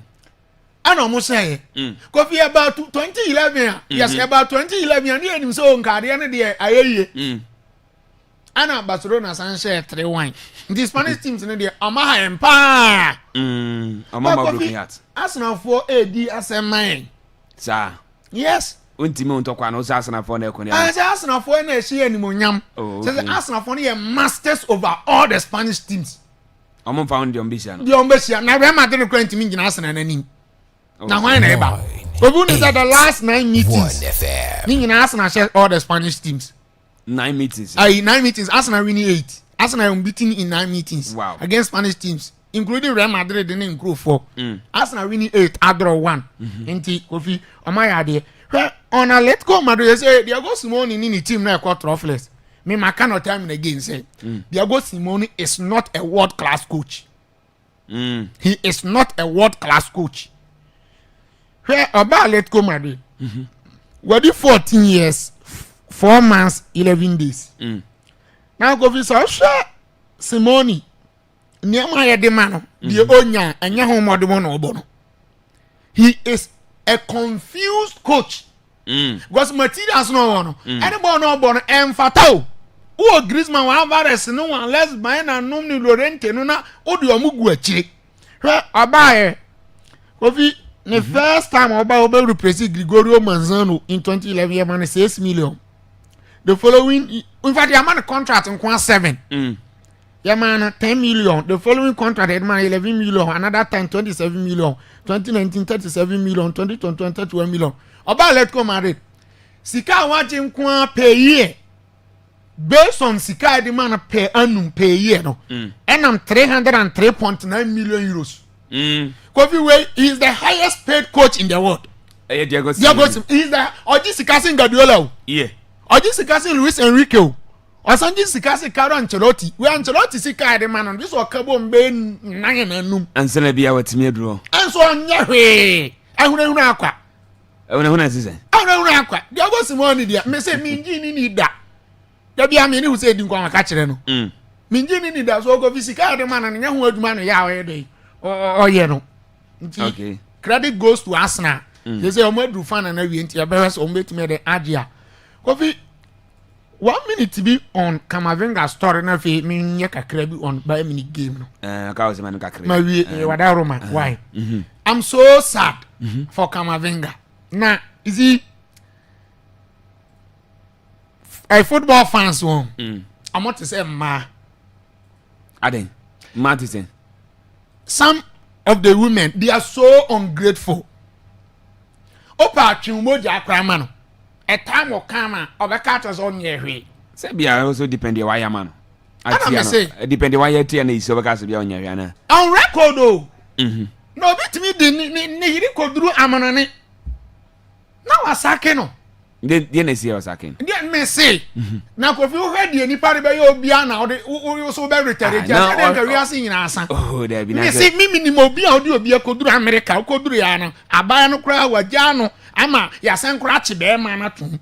Bearman Quenyaquan, and Biano over the Bemanako. Now me say, now we are one year bonnet. No, Bonnie, idea, Globano, 1 year. But Obi your bonnie, based on their own sword, you won't do, but you also do a need to add.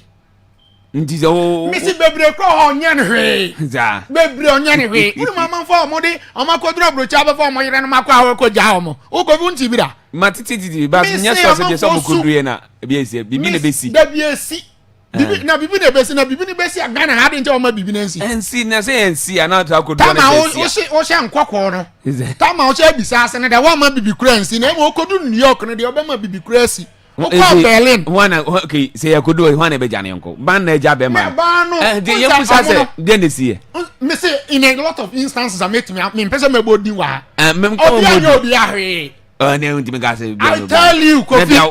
Me say opa kwa omo mutie no. Omo mutie no. Odi omo fra omonka. In a lot of instances, and if now the obi ti ayede ha. Maybe I'm about kwa bruchiri. Me do kwa wonya. Obi do kwa America, o so wa yo. Na America na have dia some na okay. Na mbacho o papa papa de wan kai so yo. Ani de okansa me no wonya. Me ba California na da wa kai so yo. Ani me no wonya adwe. Yo. Ani okansa me no wonya.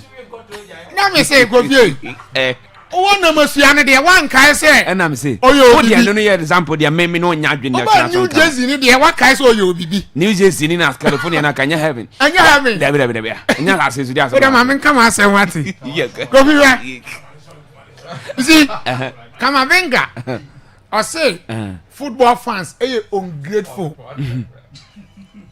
because na nu ye mo say wakwa kodi yellow cards ni nu this is the player not Real Madrid for they highly regard him.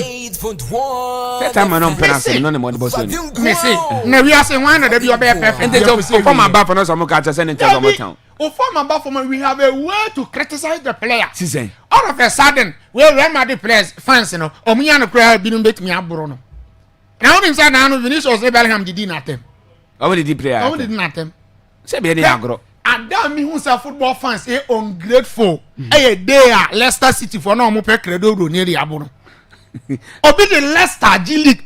Watch me so pack Mourinho. Ancelotti any Guardiola bom. Omuntu mi fa Leicester G League da. That and quality na kuta. The quality Kante oba na uni Kante. Riyad Mahrez no division 2. Our France. Kante no be any the quarter no be any no. Robert Hood no be any no. Jimmy Vardy no be Jimmy Vardy no accord din someone crack ko prison omo the tag bi a share 91 onampa no mo monitor no be any momo but credo we need your muji league the following edition no nkomo penabro no sana football fans etie they are so on the opa for mo Zidane and for Madrid and Champions League and so mensa oba sek ne second come na na niam nko no Madrid fans and kasa onya de so onya de me say na da bia no be perfect o proud o hono edu ba bia otumi fieli o ho Dabi, o de that time Zidane say ma okay. Was it twice or 3 times? So no one did to me so I had it. Oh, the 4th year no one just to me na man go yi. Na da bia na bofo ko wura ma obenya nam. Bofo ben masa. Tim ni onya e be pam. Na me say. Da bia na bofo ko a obenya nam. Enti senia adokodoko de ne ba mu heli nipa no. Adenti eduro hunyenye ma mo fa sa ye ne gina support ni. Adenti Amorim ba se na bona ba so. E ba na say chire o. WB me Amorim me mo na ba. Oh David. Oh David Amotre. See Amorim. O ti Amorim system. Different from Amorim okay perform ya na perform me. Na some by or di how many years? Did how many years? Wanya hwe ne de ni ato. What you sorry Amorim by Ferguson. All the money not a best successful from day one now. All the omo be successful buy an man ko edu ba bi o be successful ni ade no. So edu ba bi no ntimi. Mourinho ga ba be Europe ma. Obere. Mourinho be Europe ma ba mo. Mourinho. Obeji Europe mo pam no. Ma ba no. Na means any special circumstance obeji Europe. Na Mourinho no now the Manchester United standards all the Europe. E na the United are Europe and Europa. Players be na kwa that time no. Pogba. Na Pogba Rojo Ibrahimovic no mu nyina ho Eric Bailly mu nyina no mo no ba United na that time na Ferguson ko na ese mo David Moyes ni na asi for buy no na mo pedigree na hiba na no ana me say asem na me can e bia onya nya me right o and I should also disturb me no me I'm saying that obi beba be bibia ma enti bibi na nipa na be ya ama ho no enti bibi na enti okun klama jama ni okun hifa okun baby okun say time na nipa no all ye papa ama no de one kai so no okun na papa na so nkumi ana memenya yi okun enti obi tro ko hwe nkwa so be tro na ko hwe now dabi o mfa say rate be wa talk ko abra me say na wakoto poison abra me say me no ma o say odi kokona abra me ti me poison no dey asem na okay wakoto poison bed dey Brazil na dey okay say na pa from example wey Kofi is different Kofi who come over dey different and I'm saying that Kofi Opa we are so the World Cup boom the Champions League to us 3000 a time will come so want me deliver the same success now nobody is going to remember the way na chire no nanya bi na so Kamavinga bi ato no yomo yawo say man I don't tell me say so me point no one mama nkan si me point no na me person me communicate message bi say football fans sa no motie that is the nature of football fans now Ronaldo ni Messi go do wa bi am for mama good ndi man gas odi omo ho yawo good me do omo ya because time na ni pa na ade na do ba bi dia wo heli no na ye bo ba so ya de na se wo nya dia nti edu ba bi a time na do ya wo heli no sa mre bi be dura wo nya na sa because we are say bibia nya perfect nti e ka say call that them na me see bibia so you were a way to criticize and in the not in a way say who kuni pa no oh dear o makunu now Kamavinga say kura wangasa mo koton no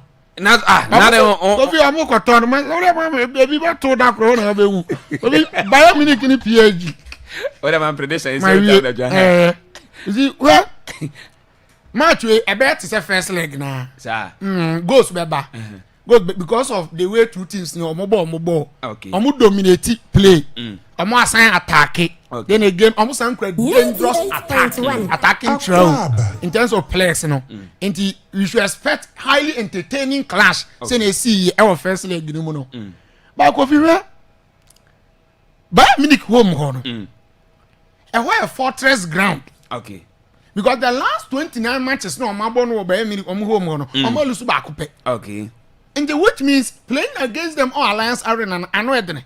But PSG for no so called game with different motivation. And it's a 5 years in year by American so much on home or Champions League. And that defeat, you know, a PSG in a question. Okay. Into also that arena honor corner. On himself also call you in one bed baby. You get a point to go to match your goals where they goes. You should expect goals, but character ever play key role. There's a character now from where Bayern Munich. I take Bayern Munich to qualify. You, Mate, me that say, I know I had a tactical man ocean, and now telling Cassa, I'm an in seminar, wedding in chamber SC. Yet a fee seminar, at twice so at the amount, then which you know, best at Tabja from Kabim say, or my church or my copy, say, none do the bubble. Now, you be page with the free to median so. Now, a fee seminar best started at the free blast stars are catching Shannon to say, ye new keeper's trainer, I see and Yano, Daniel Gaspar, and no about that mobile night, Echo Pimo has a full training ground. Then you say, Benjamin Asare blast stars number one, or any so what, or bon ball, Edema has for Bobukuno. No, Koeno, one has technical team members in Aquadim Common, and I face Benjamin Asari, and I keep a trainer, Edema has a folk, Nasa Najao, or Mono Metimedi Common, and he say what character has a folk players, and they say, or one fine show, much say, any debut you see, or my ATC Park and Subiano, or my infant say, I have fun, I see walk up and he saw my aircon on Tommy Ramon, and then match, you know, or my any cream, Nanyamia, Sandy, almost and twice and cream, then some intimate and confirm my house, Bobukuno, Daniel Gaspar, or no, a keeper trainer, Edema, the senior national team, the Black Stars of Ghana, no, or Remo, or has a full training, and we and then come or the Etuja. It's a pleasure and an honor to be here. Really impressed. You know, to be a good teacher, you have to be passionate. And there's no question about it that your coach is very passionate in terms of his ability to teach you, to give you discipline, and to give you structure. So let's give it up for the coach as well. Secondly, my specialty is goalkeeping, and I want to congratulate Coach Azaya for his session, the progression, the willingness, the capacity, the capabilities of the goalkeepers. I love the attitude. Good attitude, good things happen. Bad attitude, not so good thing. So impressive with his work. I hope to come and observe in a few more days. And I wish you luck. Wednesday, get 3 points. And then Sunday, do it again, get 3 points. Every day is the World Cup. Every day is the World Cup. Every time you step on the pitch and you cross the line, it's the World Cup. When you bring your body, and when you bring your brain, your mind, and when you bring your heart, and you bring your soul, your growth, your development will fly. Remember, Every day is the World Cup. You, we and then some Daniel Gaspar, one no keepers coach, Edema the Black Stars of Ghana, and no, Okopium has a folk, a catchino, a mutrine Ghana now, it is uncommon, at a two, and tenua. Oba a Facebook one has a full keepers trainer. Najao isa ana afi so Benjamin Asale Black Stars number 1 omo any say oba obenya bia hwe e Facebook na yemfiri ho na ye na ni enkopie Ghana Premier League no Shannon son week number 30 no ene games ni nyina e baso ne ene El Brekum Golden City Park no Brekum Chelsea e bo e de teme Denmark Sporting Club Shannon so say e gate free enti be bia obia no oba obenya game ni bi ahwe Shannon so example odu gate wa police for boss search na atoto ho bibia nhyɛ one no awuram na akopie mu ɛwɔ park so no akotwi akɔhwɛ akensie ne bi ɛyɛ gate free ya nyɛ hwe ɛwɔ gate ya no ɛno ɛyɛ ne 3 pm akensie ne etodwa referee Dr. Imoro Osman wɔno ne yɛnyi ne sɛ match no nkɔgyinam Tijani Mohammed referee 1 Saso and NS Akate referee 2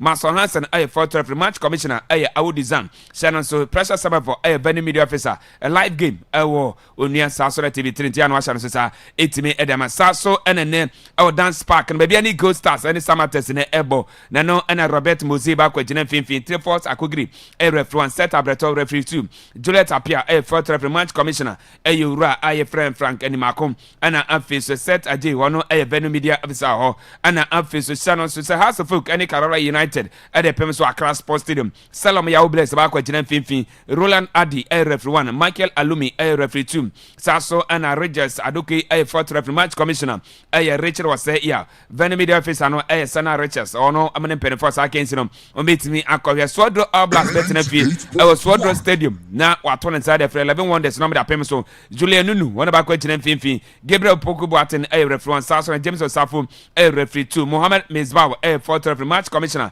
Jacob Amagache ana afi so ra friend Yimana Akrobatu wono venue media officer home nyame adoma wenchi sports stadium no wenchi yana apostles betina fie on Vision FC enebom Gideon Nico fi wana ba kwagina finfin Mika Fauza referee 1 Saso na referee 2 no Bresa Uji 4th referee Moro Idrisu match commissioner no James Mona ana afi so ra Abdul Mumin wono venue media officer home zame ya adoma betemi na tebetina fi na nafosu Jabo Park betemi any Dreams FC ene ebo Flankla Kumati wona ba kwagina finfin Richard Nati referee 1 Suleiman Saludin referee 2 Barakisu Salifo ano 4th referee match commissioner no Samuel Jesse venue media officer Ajimai Dua Prince ana afi so Shannon ene odawani ekopie mu AA Sports Arena eno Basaka Holy Stars betina fi wane Aduana FC nebom referee Max Odowusu wane ba kwagina finfin Kofi Nyakomba kai ena say yes referee 1 referee 2 no Joshua Agbo 4th referee Emmanuel Graham match commissioner no Emmanuel Asante ana afi so Richard Bafo Nkrumah wonom venue media officer last game no Shannon so say ebekoso Pando Stadium Pando Heart of Lions on Nation FC enebom referee Lord Nati one ba kwagina finfin Alhassan Abdul ono referee 1 Saso and now Gaston Afu referee 2 Rita Boaten in Cancer 4th referee match commissioner no Dason Amwa and afi so Ram friend Eric Ali and say Eli Aji wonom venue media officer amone perefo sa kensi no ometima kwabia no Ghana Premier League week number 30 say ebaso de nene ya don sam no ye de ema na odan wani ekopie mu league table na say and say etio Shannon Sempo ene ye bo ene matches na ya bo week number 31 games so far say yetimi abo na ka 3 matches na season ni nyina no etimi aba na wiye na ya hwe Sempo hwan ene say league no waje ede sini na so na say ana say old down when ekopie mu league table no etisese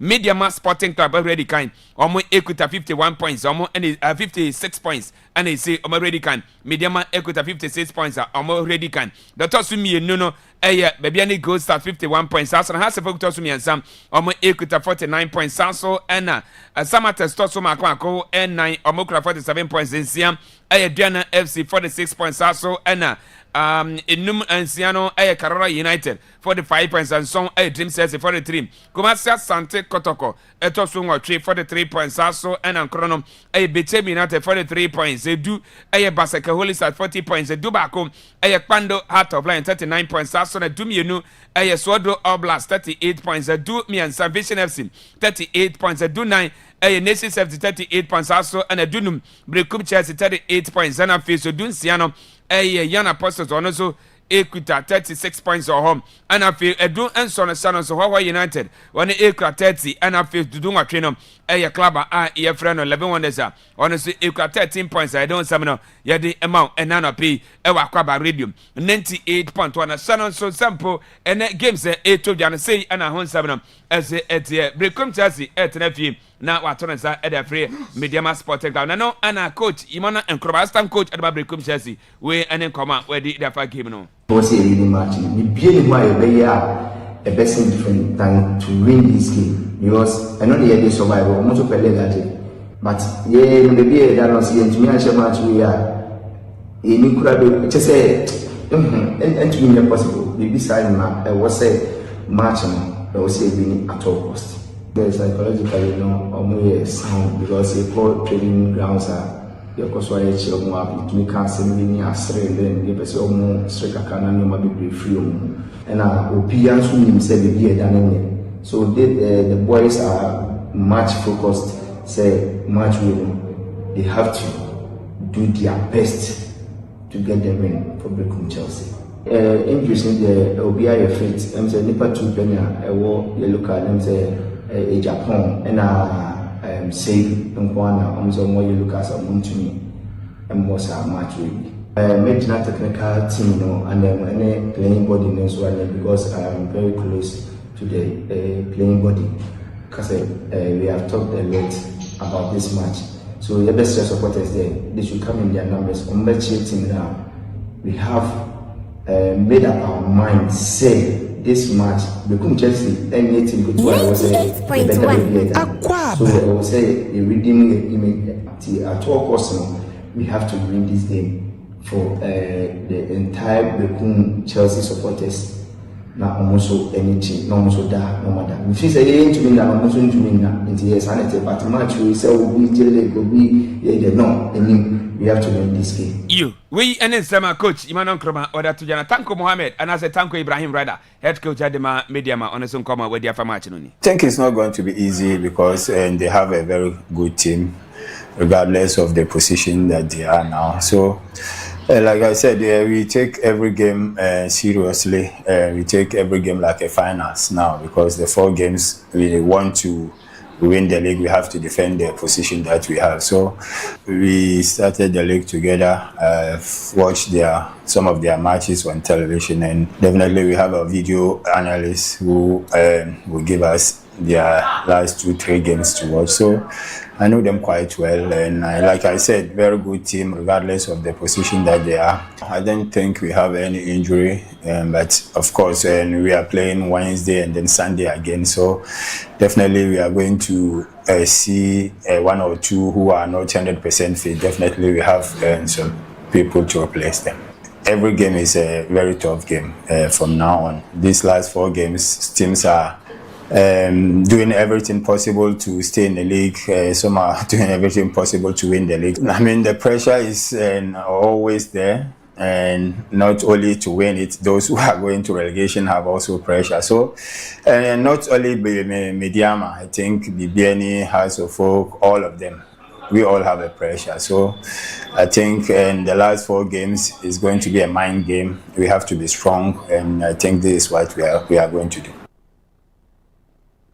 Okay, we and then Sema coach Tanko editor Jana Kevin Obin honestly didn't come a media player na yem fancy name kwa for pressure then should because a couple of games and him say it's me coach Chelsea na coach next match ya running in game after game we say on a focus for go start match no I'm motivated because match decide that almost the echi nti ya dey ko Breakum no ya dey no ko bram and found some more obligation as saying cause any it's almost fighting for some best yes you're fighting for say a budget trophy it's final me Chelsea me a former Chelsea player and me name how supporters in the on and me Breakum so me call and me and match never near na some my motivation be ama me say boys no be a prepare mind and minimum omo prepare because and yes omo say a players no be more national and be a standard no cry no omo adwin na say born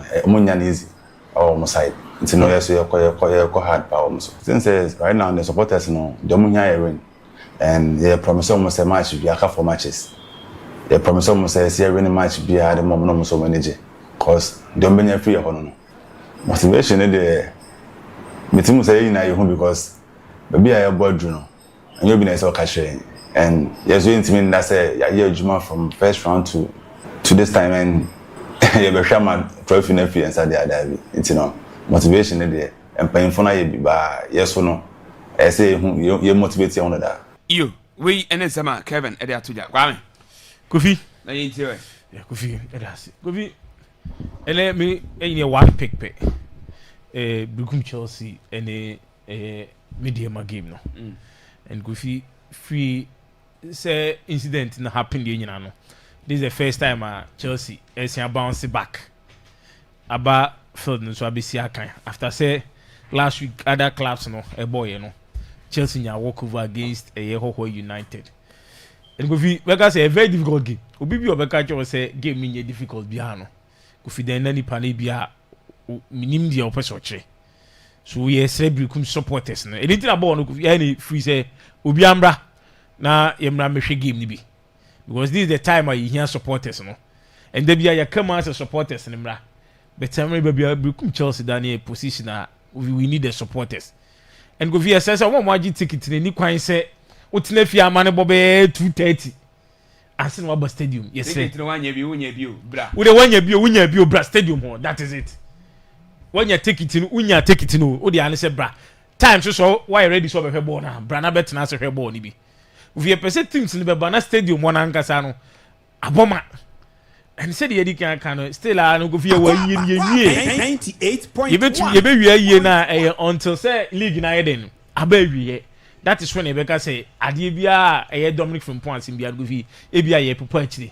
anything na say wo ba aside say wo ba attire black and red to show some sort of respect and fama yenua na ofri mu no and go fi this goes to our supporters in the place and say adwuma na Dominic koye ya oba incident ni eden esi so Kofi am urging our players say ene omontinas they should sit down no mo nhwe de eto omu nua no kwan mu no say adwuma no koye they were all fighting for Brukum Chelsea the survivor no e no mu nyina koye omo ba sa incident ni be si kwan mu no and Kofi is up to the players to put up a massive performance this afternoon and Brukum supporters ni nyina say they are willing say league next season Brukum Chelsea be say league ni bi and me say ade betumi ama the soul of Dominic from arrest well as he be season na Brukum Chelsea league ni bi say be Branton bo say okona na okatimu ekoko osama boy aye ban Kofi e bia wo ye mfaso aye den e dia baso yenka say wo dia mfaso be Bible kraka say wo ye nipa abrabo no mfaso ba akwa den e ko so ni bi so Kofi yesre ye fresh supporters ne ye sanka chi in place no say enede dua our players should put up a massive performance Kofi they should go all out adie bi say Brukum supporters ne de ba Kofi I trust Brukum supporters and ne Kofi dia o meba in their numbers Brukum for no be ba support team no and this Brukum for ba support team na Kofi say players ne so e put up a performance as supporter ne bo say yes so na Wednesday Kofi o jai na adwuma ba support club no this o jai na adwuma ba support club no dia so nyam fa so free adwuma na o jai ba no so ene and then ade betumi am Brukum ni bia okọ de ne re ho ya after say incident ni see de na osun bia no ne ni age anase ne re be chiche and say Chelsea dey 3 points no ebeka Brukum that is ade ne obi expecting from Brukum Chelsea the Kofi supporters in the minimum beba but Kofi yes match officials no Dr. Man Osman me wa vi ye catch the match officials and say we have 4 matches to go and you are picking a lot but Kofi at the same the enfanye den ye enfanye asem but at the same the yasem wa bra actions no actually bibi so at the same the yasem wa bra nipa no ne ye ebe actually bibi so Kofi ne ye ne ya tani afri wadwuma as a professional referee no ho na ne ye ne ya koye se wo be bias towards others there Kofi be ma at the same na ye tie na ye no kore so ye say officials no I trust them say Osman ye one person Kofi me match say odi bia no aya na ho nsem no nhyɛ de nya nsem ni bebre nka de o enipa bit Kofi ene omema fair officiating umbra as a professional referee But as Umbra as a professional referee, ma Umba as a ABI Asman so management because a highly respected referee. And me sure say, baby, a why na Juma do no. Umbema Obia influence na mana be ya de bia. So if you are urging officiating officials and say, eh, so moba and they should give us fair officiating. If we anything less than fair officiating, go for Debbie. Born and Yema me and and Brekum Chelsea as a club, no, we are willing to accept and Yema me and Sani the BCBA. But we are accepting Yema me and Sani the BCBA, we are bringing fair officiating. And in some night, I say the only thing I am accepting Yema me and Sani BC woman, no, a fair officiating. Say fair officiating na Makovi. Me see baby league na do no biti me ka say for GFA Cup na me nkoji league Kofi. League na ye born more than 90 minutes. This will be the FA Cup be mo bi say the tie na Kofi this time around no. E ye league na ye be bo. So me officiating official bi am obi ansumare so be di bone. Kofi it will never happen and means a Brekum Chelsea any good means a Brekum Chelsea be fa ene kwan papa bi e be fa so a ye be intimidate me dem on the field of play and we need this game ye be and Kofi be timi intimidate me dem on the field of play e se e ball no e boro me dem ade no so ene e se nya early goal and Kofi nya early goal na ball no bro ne so Kofi wo intimidate ni pa no and no send the game plan no send the style of play until you catch the players and say today be today Kofi said ne game the points no na Brekum and supporters no be able comporting ho say they anopa nra anopa e kan Kofi ye be search obi rest stadium ho until ba na ye search o stadium anya say bia anisa and minim ba bia police for kura wura ye say search obi edim ka say media man search ana 98.1 match day protocols e kan ho bi so ye be say supporters and say ba na police for no air search wa Kofi enya ni boni mu ni papa mu for the sake of Brekum Chelsea say be actually be nkosi e ma ye meka say ye ba Golden Park no bi sekan show bi ho na we show bi nti Kofi esre ye be search obi bia but Kofi me catch the officiating officials and say we want fair officiating. Okay, match commissioner ne akasa na boma da kon Holy Family Hospital na enti aponti na da and na Kofi ani de nti Kofi de me can fair officiating say nya fair officiating we are willing to accept any results but Kofi anything less than that na best ABI be intimidate be sisi ba ko Brekum there Kofi I'm telling you we are not going to accept that. Why accept be say be be twara ko okay yeah that's it we say Kofi tago bibi abako Kofi bibi abako okay ma inti we Kofi yeah 26 years in here since 2000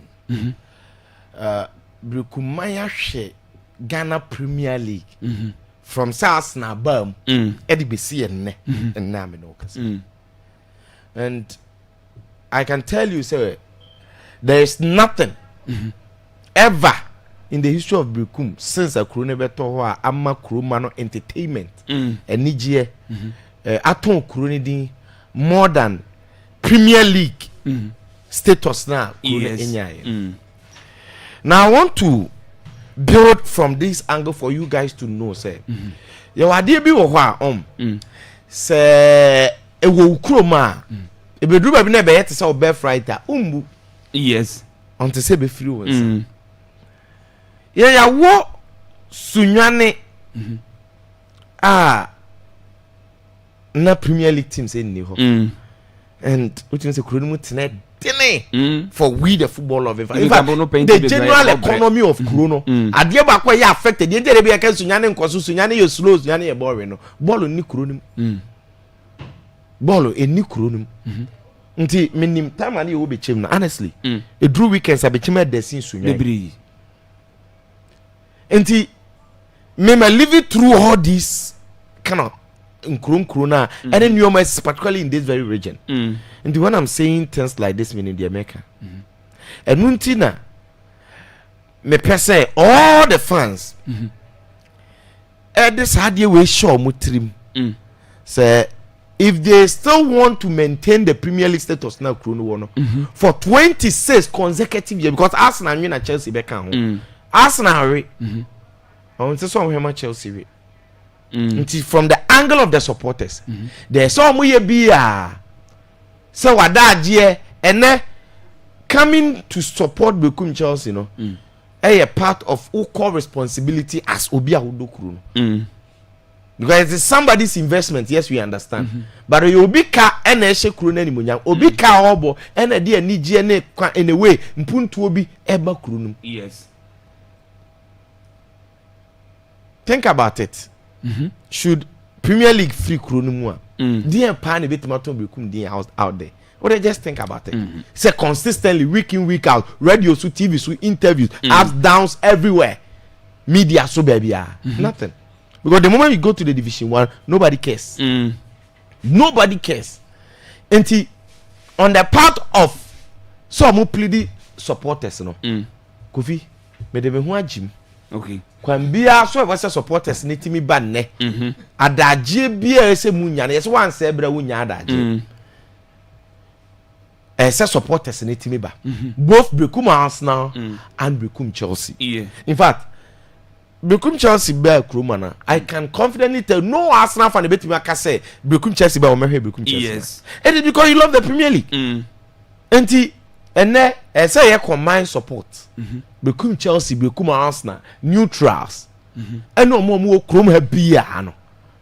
Because me be right game but my analysis no majority of it based on the supporters. Because I can confidently tell you say the media team that have watched say supporters now be cushion Bekum Chelsea players na better than papa. Okay.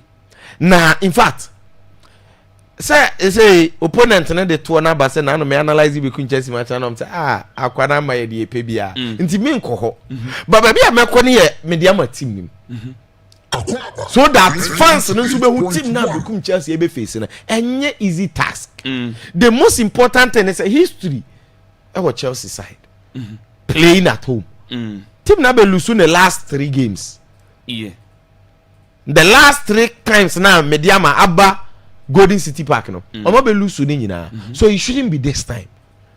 And I can tell you say Mediama is different as compared to the last 3 times. Yeah. Bekum Chelsea so team nasa sound didn't free as compared to the last 3 times. So now it is up to the supporters to come and play a very pivotal and integral role. Or being scared of referees near the based on according to him no information awenya. But I can tell you, say referee onya kukuduro and no person do boni no ntimi do boni a. Or when ni play war atmosphere no a obedi game ne fair. Yeah.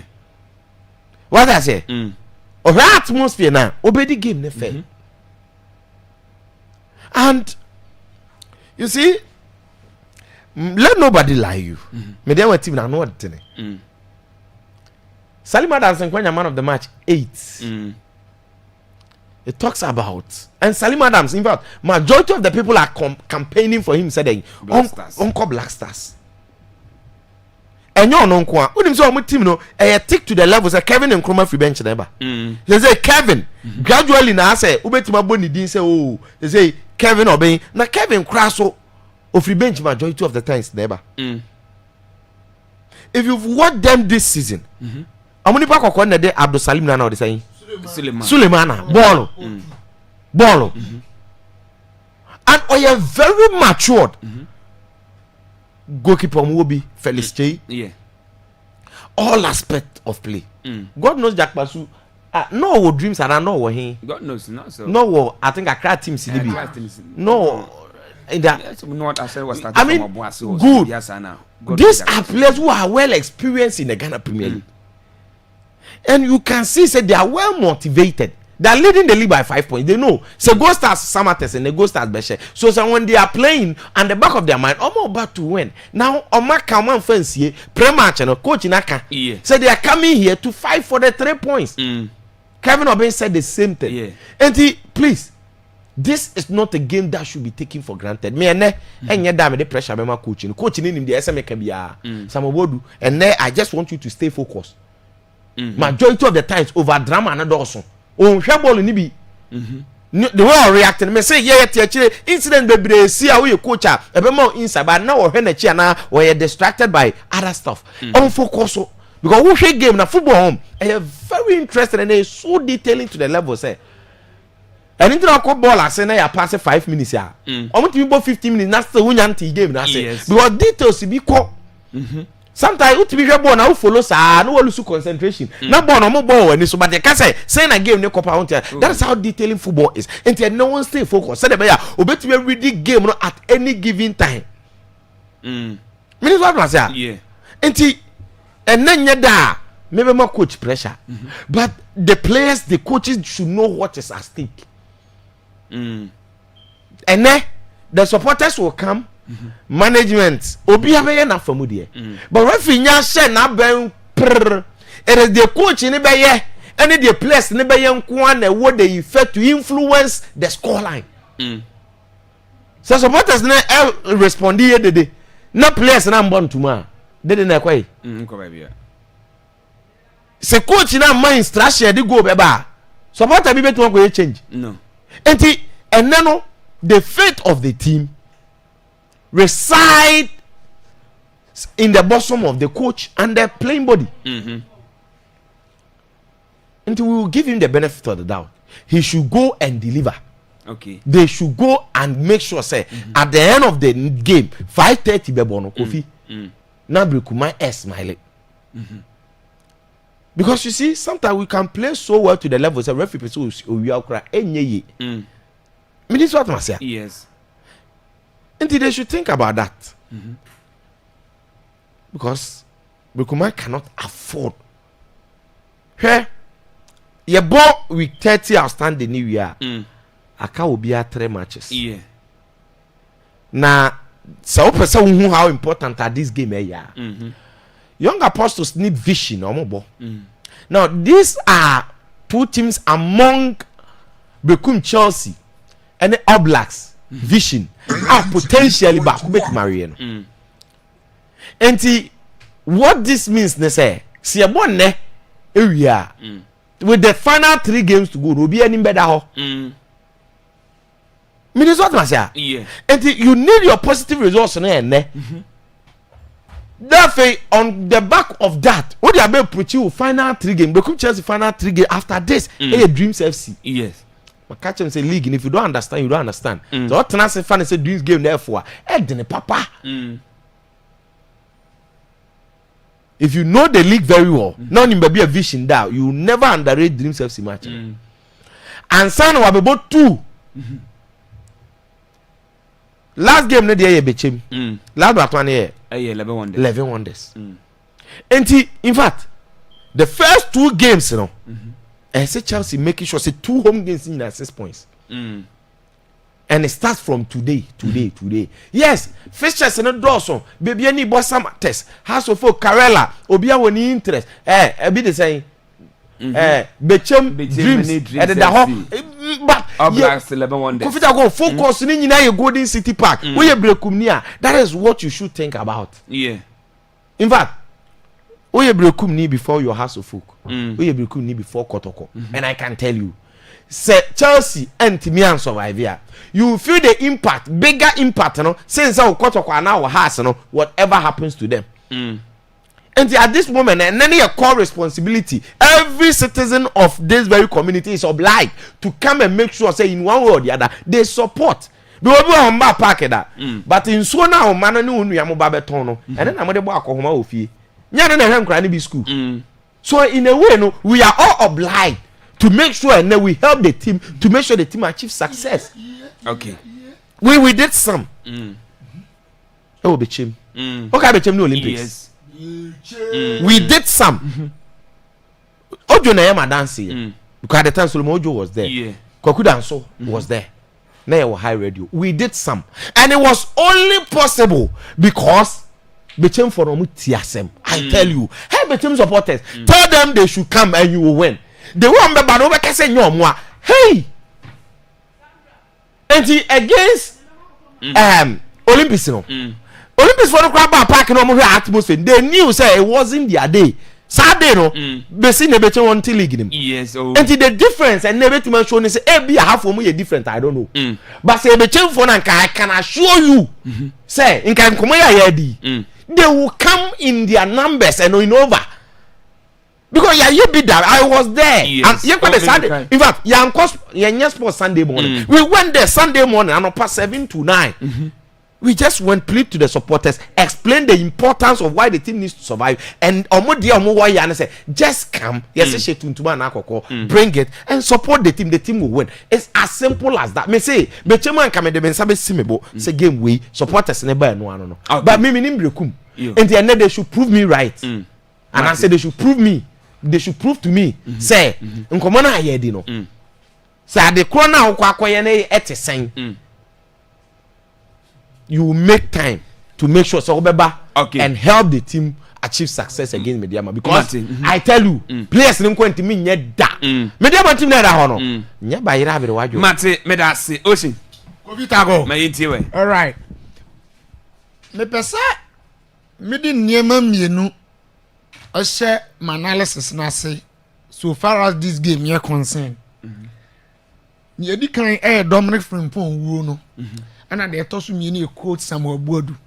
Now, Obianim Diato Brekun Chelsea. Brekun Chelsea player back Konya. A Chelsea Kobo game or more back from 4 Beshia or more to Okoka Dominic from Point or free more Copen Corabre. Yeah. Immediately after the funeral of Dominic Frimpong, Kofi, the subsequent game at Chelsea Ebeboni. Yeah. So, which means Chelsea needs to win this game to pay tribute or homage and to glorify Dominic Frimpong. Say the baby Obiano, then somewhere any beji. Enti match way. Ampa ye din komo bebre, good news bebre. E family amaho. But Kofi, I can assure you on us and make me the message in what can say. Timo say the motivation cost ropa o game Akwaaba. Inti ande say place ni ko gina go prama no so a. They should fight for every ball. They should cover every blade of grass on the field of play. Emre on be kai omunu anu no. Okay. Because ba say Chelsea ko lose match we a double trouble. Awrehwo no be say abeda na Emre Dominic Frimpong wu ye no pepepe. And so we breakun Chelsea player na wutie. We breakun Chelsea coach na wutie. We breakun Chelsea supporter na wutie. Ukodura go prama no so a.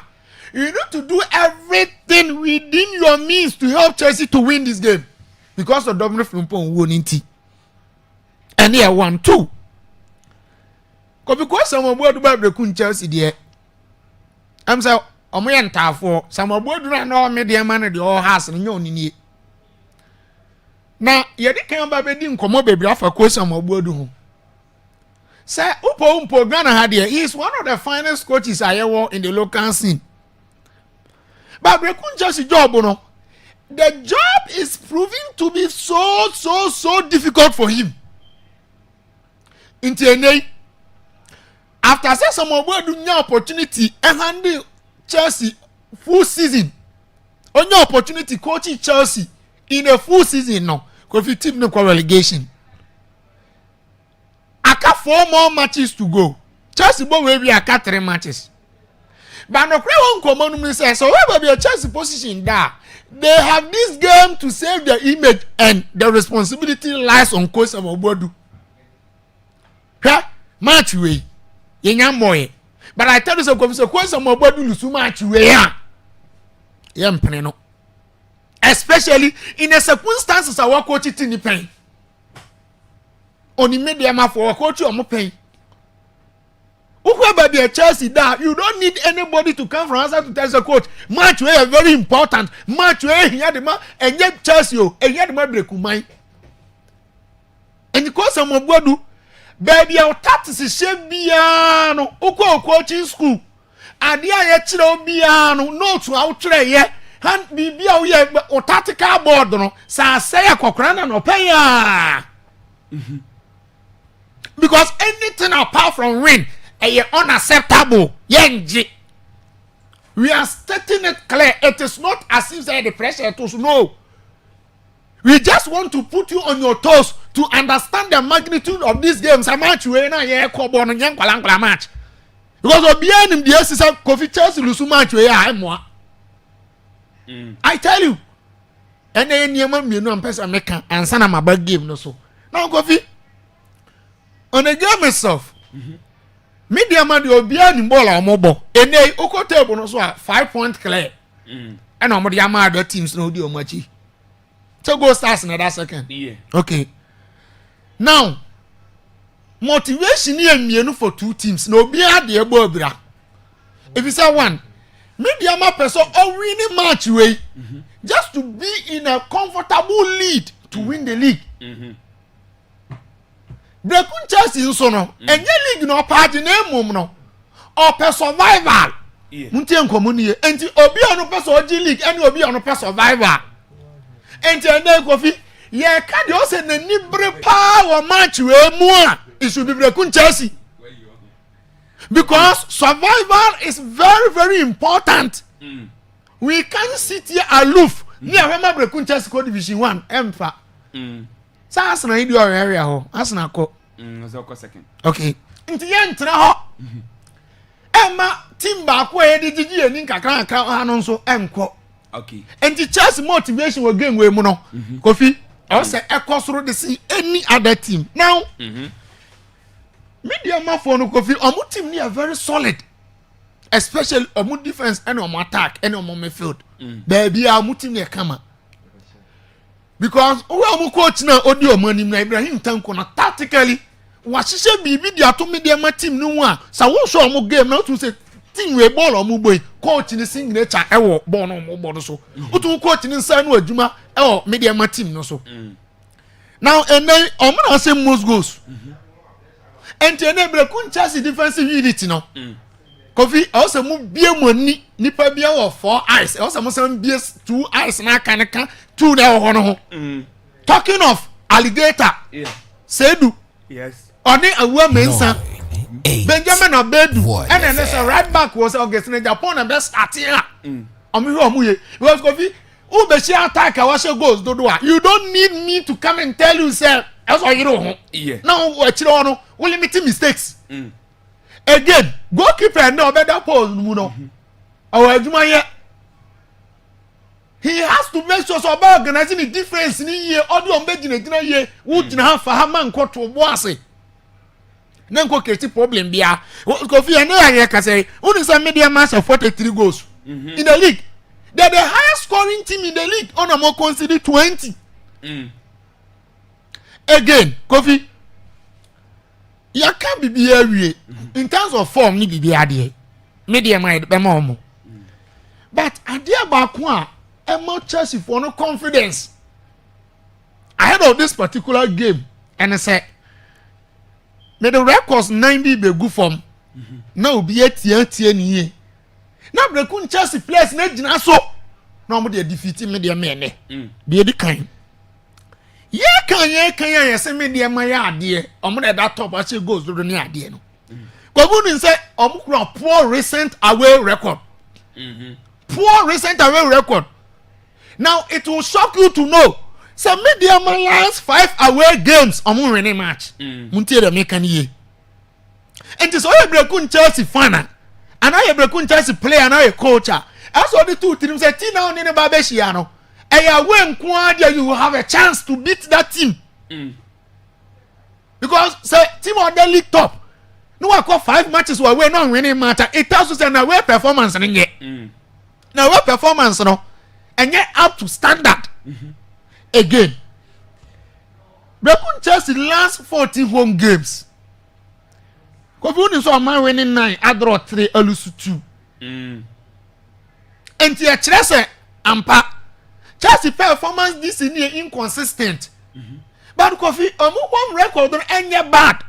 Okay. Even though teams Baha, try to make prove to be very stubborn. By the end of the day, Chelsea will manage and find a way to get points and a point. In the next 14 home matches, not man winning 9. I draw 3.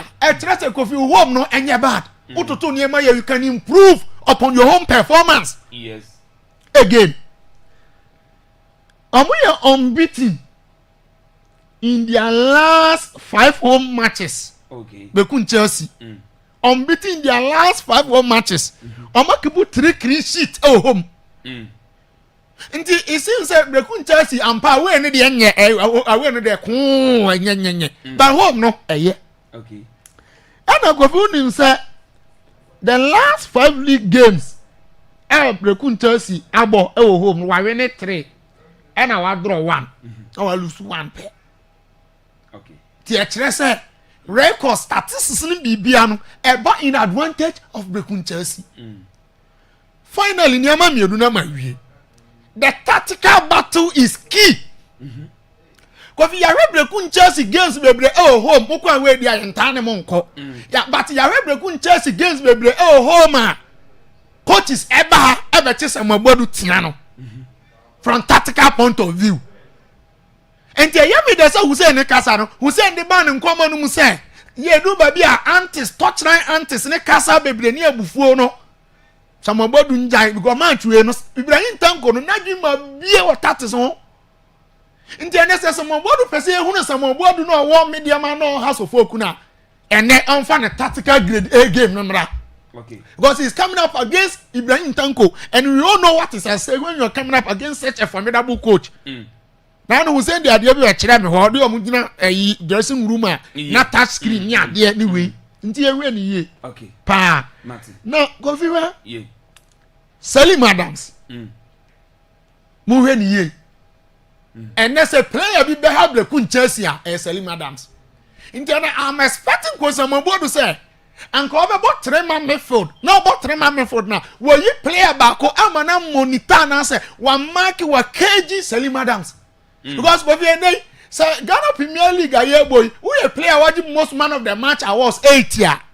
Kofi, me na say the player when who? No. Ni who okay oni ball bo from set piece situations ni bibia oni ball bo then the game is more of a midfield battle also mo Salim Adams ni ye na mo fidie mi sum de twa ne ho hia awa na emboa Kofi my advance second say I don't like the conversation about referees say yanya sana udi agre be didi players ni team fa so tirim sa ko bo o ko bobo na bobo ni ya ayiro ho per results me say Kofi we opa fa Bayern Munich be shia kotoko now the opa referee no what about the trust center ground the offside for referee ni tiri me adin the odi Chelsea 2008 final no vrebo no free there you know was and no for referee ya criminal referee bi so no o game mu ya friend referee Ture o ya ba man record say ya incredible game no for sa referees no ebe di match no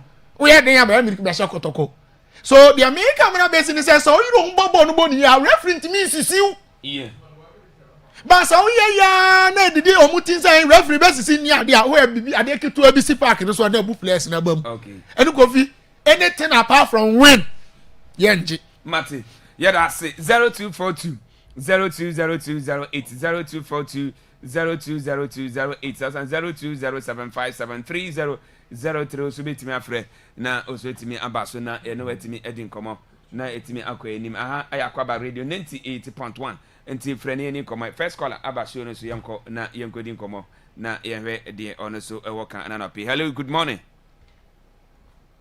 hello good morning hello good morning odi na ba bia free Pato Kujo Continental. Yentio. Pato la de Srebre Kumai. Tell de Ubia Shata at the stadium on my support you. Yes, that's it. Good morning. Hello. One year. Good morning. Hello. Hello. Yes, sir. Would you never be free? Okay, family Ibrahim Ibrahim Yetio. Oh, we are much studio after the Japan Mira kind of after a more Chelsea because everybody is somewhere in fair for football. What have you? I don't know player to player, team to team. It's a Chelsea nation in here. I won't say football. Now, some more what is now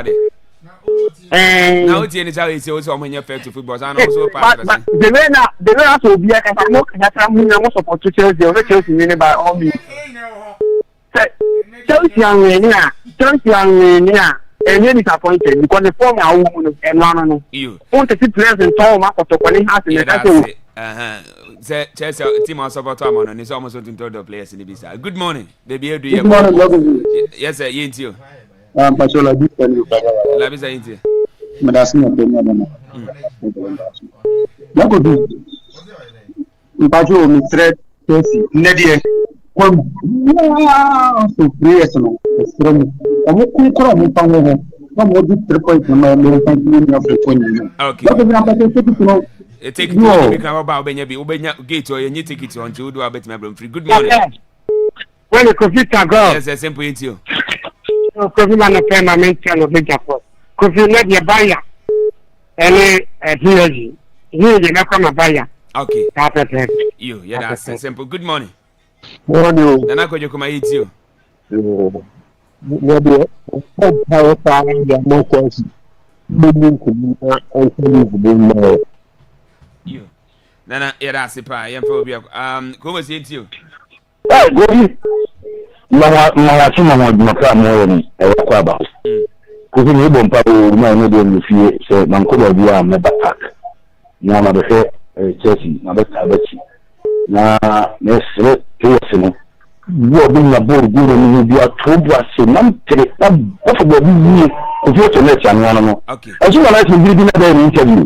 Ko ni ko bo kya ne na so ko bo kun. Ko bi wa wo no ka to a wa se bi ba ka ọjọ́ ìdílé tí wọ́n kájọ́ wà wọ́n ní ìtura tí wọ́n gbà sí lọ́mú ọṣẹ́ láti ìtì ọ̀nfọ̀mù rẹ̀ láti ìdóni káàkiri kìí bíyà wọ́n mọ̀ nípa ìdílé tí wọ́n bàbá tiwọn ní tí wọ́n ní pẹ́ pàtíkà máì. ọmọ yẹn ti ṣe dà sí papa adọ́fin yìí tí o.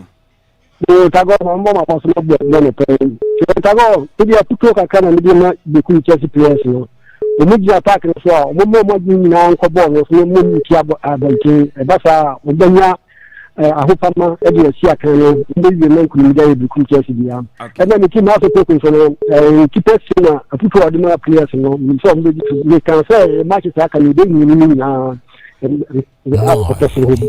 yes sir that's good morning.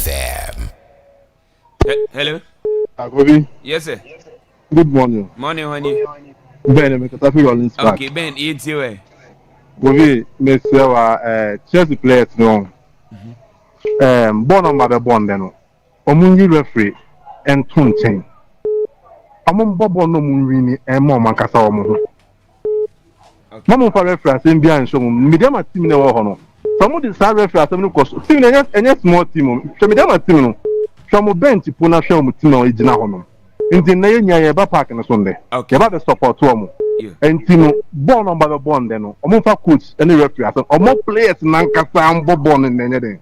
Why? You be catch wrong. Oh, Martin, yeah, that's it. Yeah, that's it. Good morning. Hello. Hello. Yes, sir. We didn't have a free. Me kasa free say kwa mi Haruna. Haruna, eat you. And then match up between Chelsea, but omo shabra me show omo some no. Yes, omo. Kwa ya mo fast omo kwa wi, ikim konya 3 points buy na.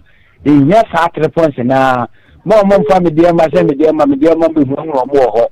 Emba be points wo ho ko bia blokun Chelsea be fa so nje 3 points no ye chiche na kwa no ye sro mo ne kwa de 3 points no mo nje mai mo nje ma obo anka so mo nje mai ya e bitimi na chi no mo nje ma o so kan wo bi mo nje ma ye na coach na me bia boko de jalu yo ko ba do mini an ta jo na mo so e boko ma yin jalu me das parliamentia ni Ocean and Adansi Bona one color so mention the best modulator mention tawo wi wade me sere Obed Nana Kwame Nketiah be obia oni coach Samobodu ni players ni na mo obia mana kuma mrafo na ye media mafo ni no mba yo media mafo nye team bia se support na media mafo nya Ghana Football Association no se Blokun Chelsea nya se Belgium league no don't forget say league ni ajibida o just say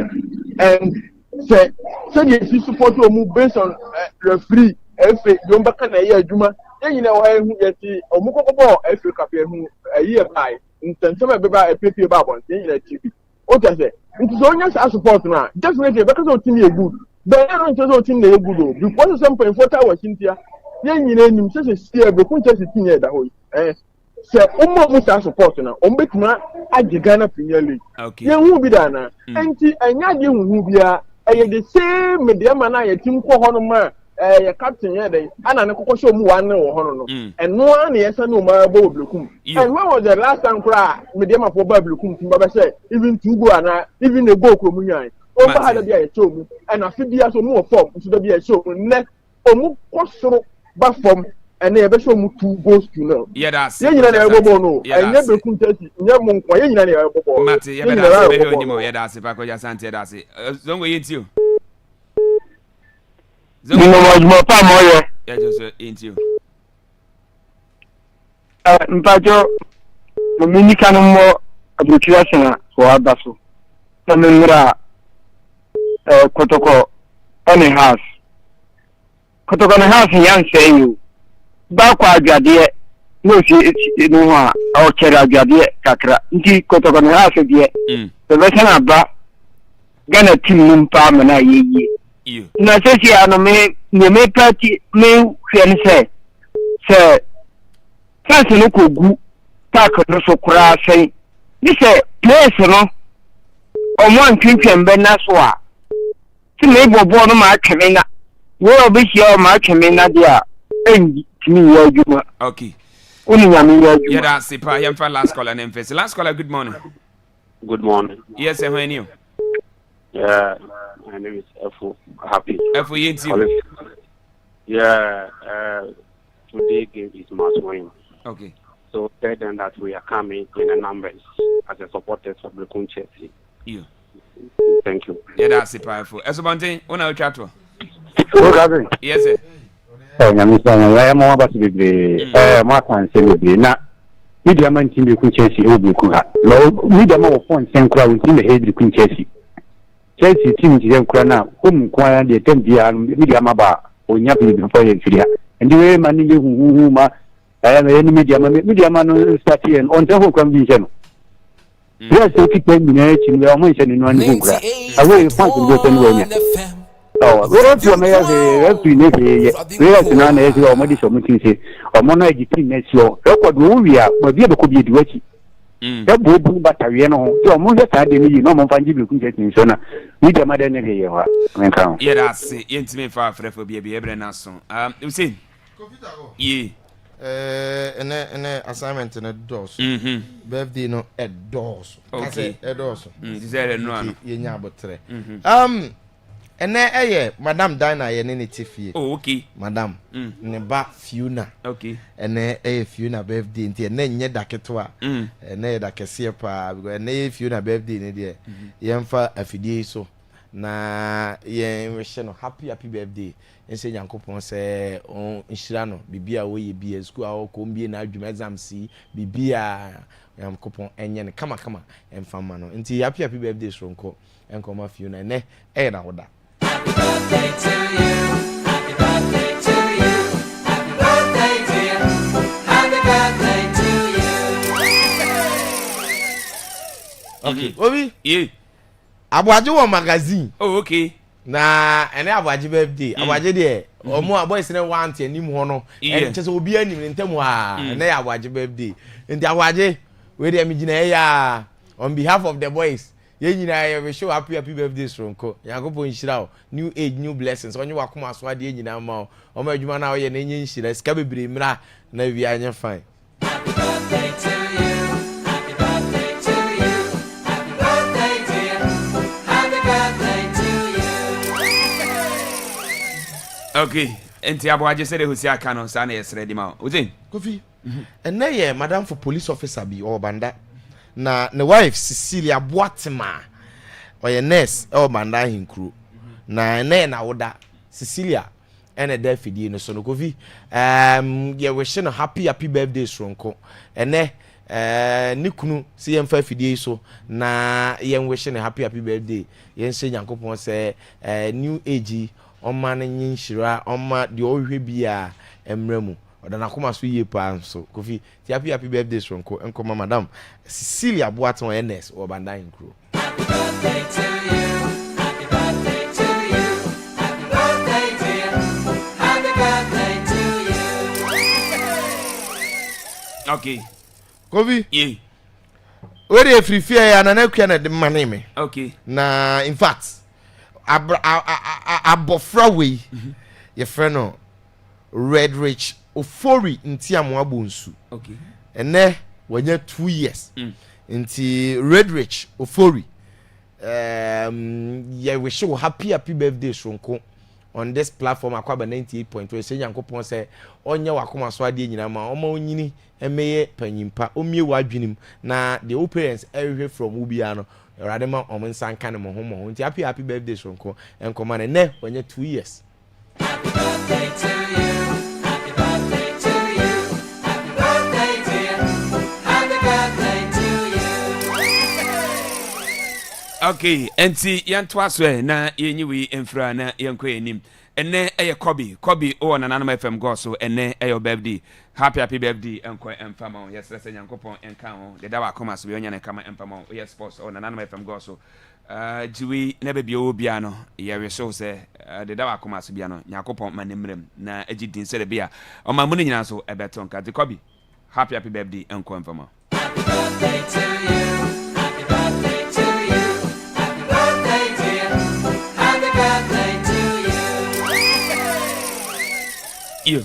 Ene ye nyina ye wofa ye bibia eja ye boa birthday eja ye 5 days so na ya ma wa wodapa yes stress Nyankopon enka ho oma wa hondin oma sika oma mfie bebre na enka de da wa koma so eja ye boa wonya ne kama emfamo nti stress Nyankopon ennom no nka no oma hondin mudru from director so nana kojofosu amankona die wo otoso mienu nana kota hene na afise juma ifo ni nyina abuso ni nyina se yemfa fidie so na yemwe so happy birthday enteja ebo a baby obi ajiwe na fa do birthday no. Happy birthday to you.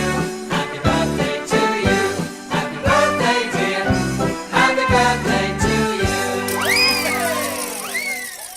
Enti yedesi yako Happiness DJ Jovia nyame adoma na wie Asia Brekum Golden City Park Ghana Premier League week number 30 Brekum Chelsea versus Media Mass Sporting Club gate free obi anyi kobo o ticket no wonya bio bra na behwe match no na wie no mensa Brekum Golden City Park Happiness DJ Jovia wadi Akwaaba yiko no etwa so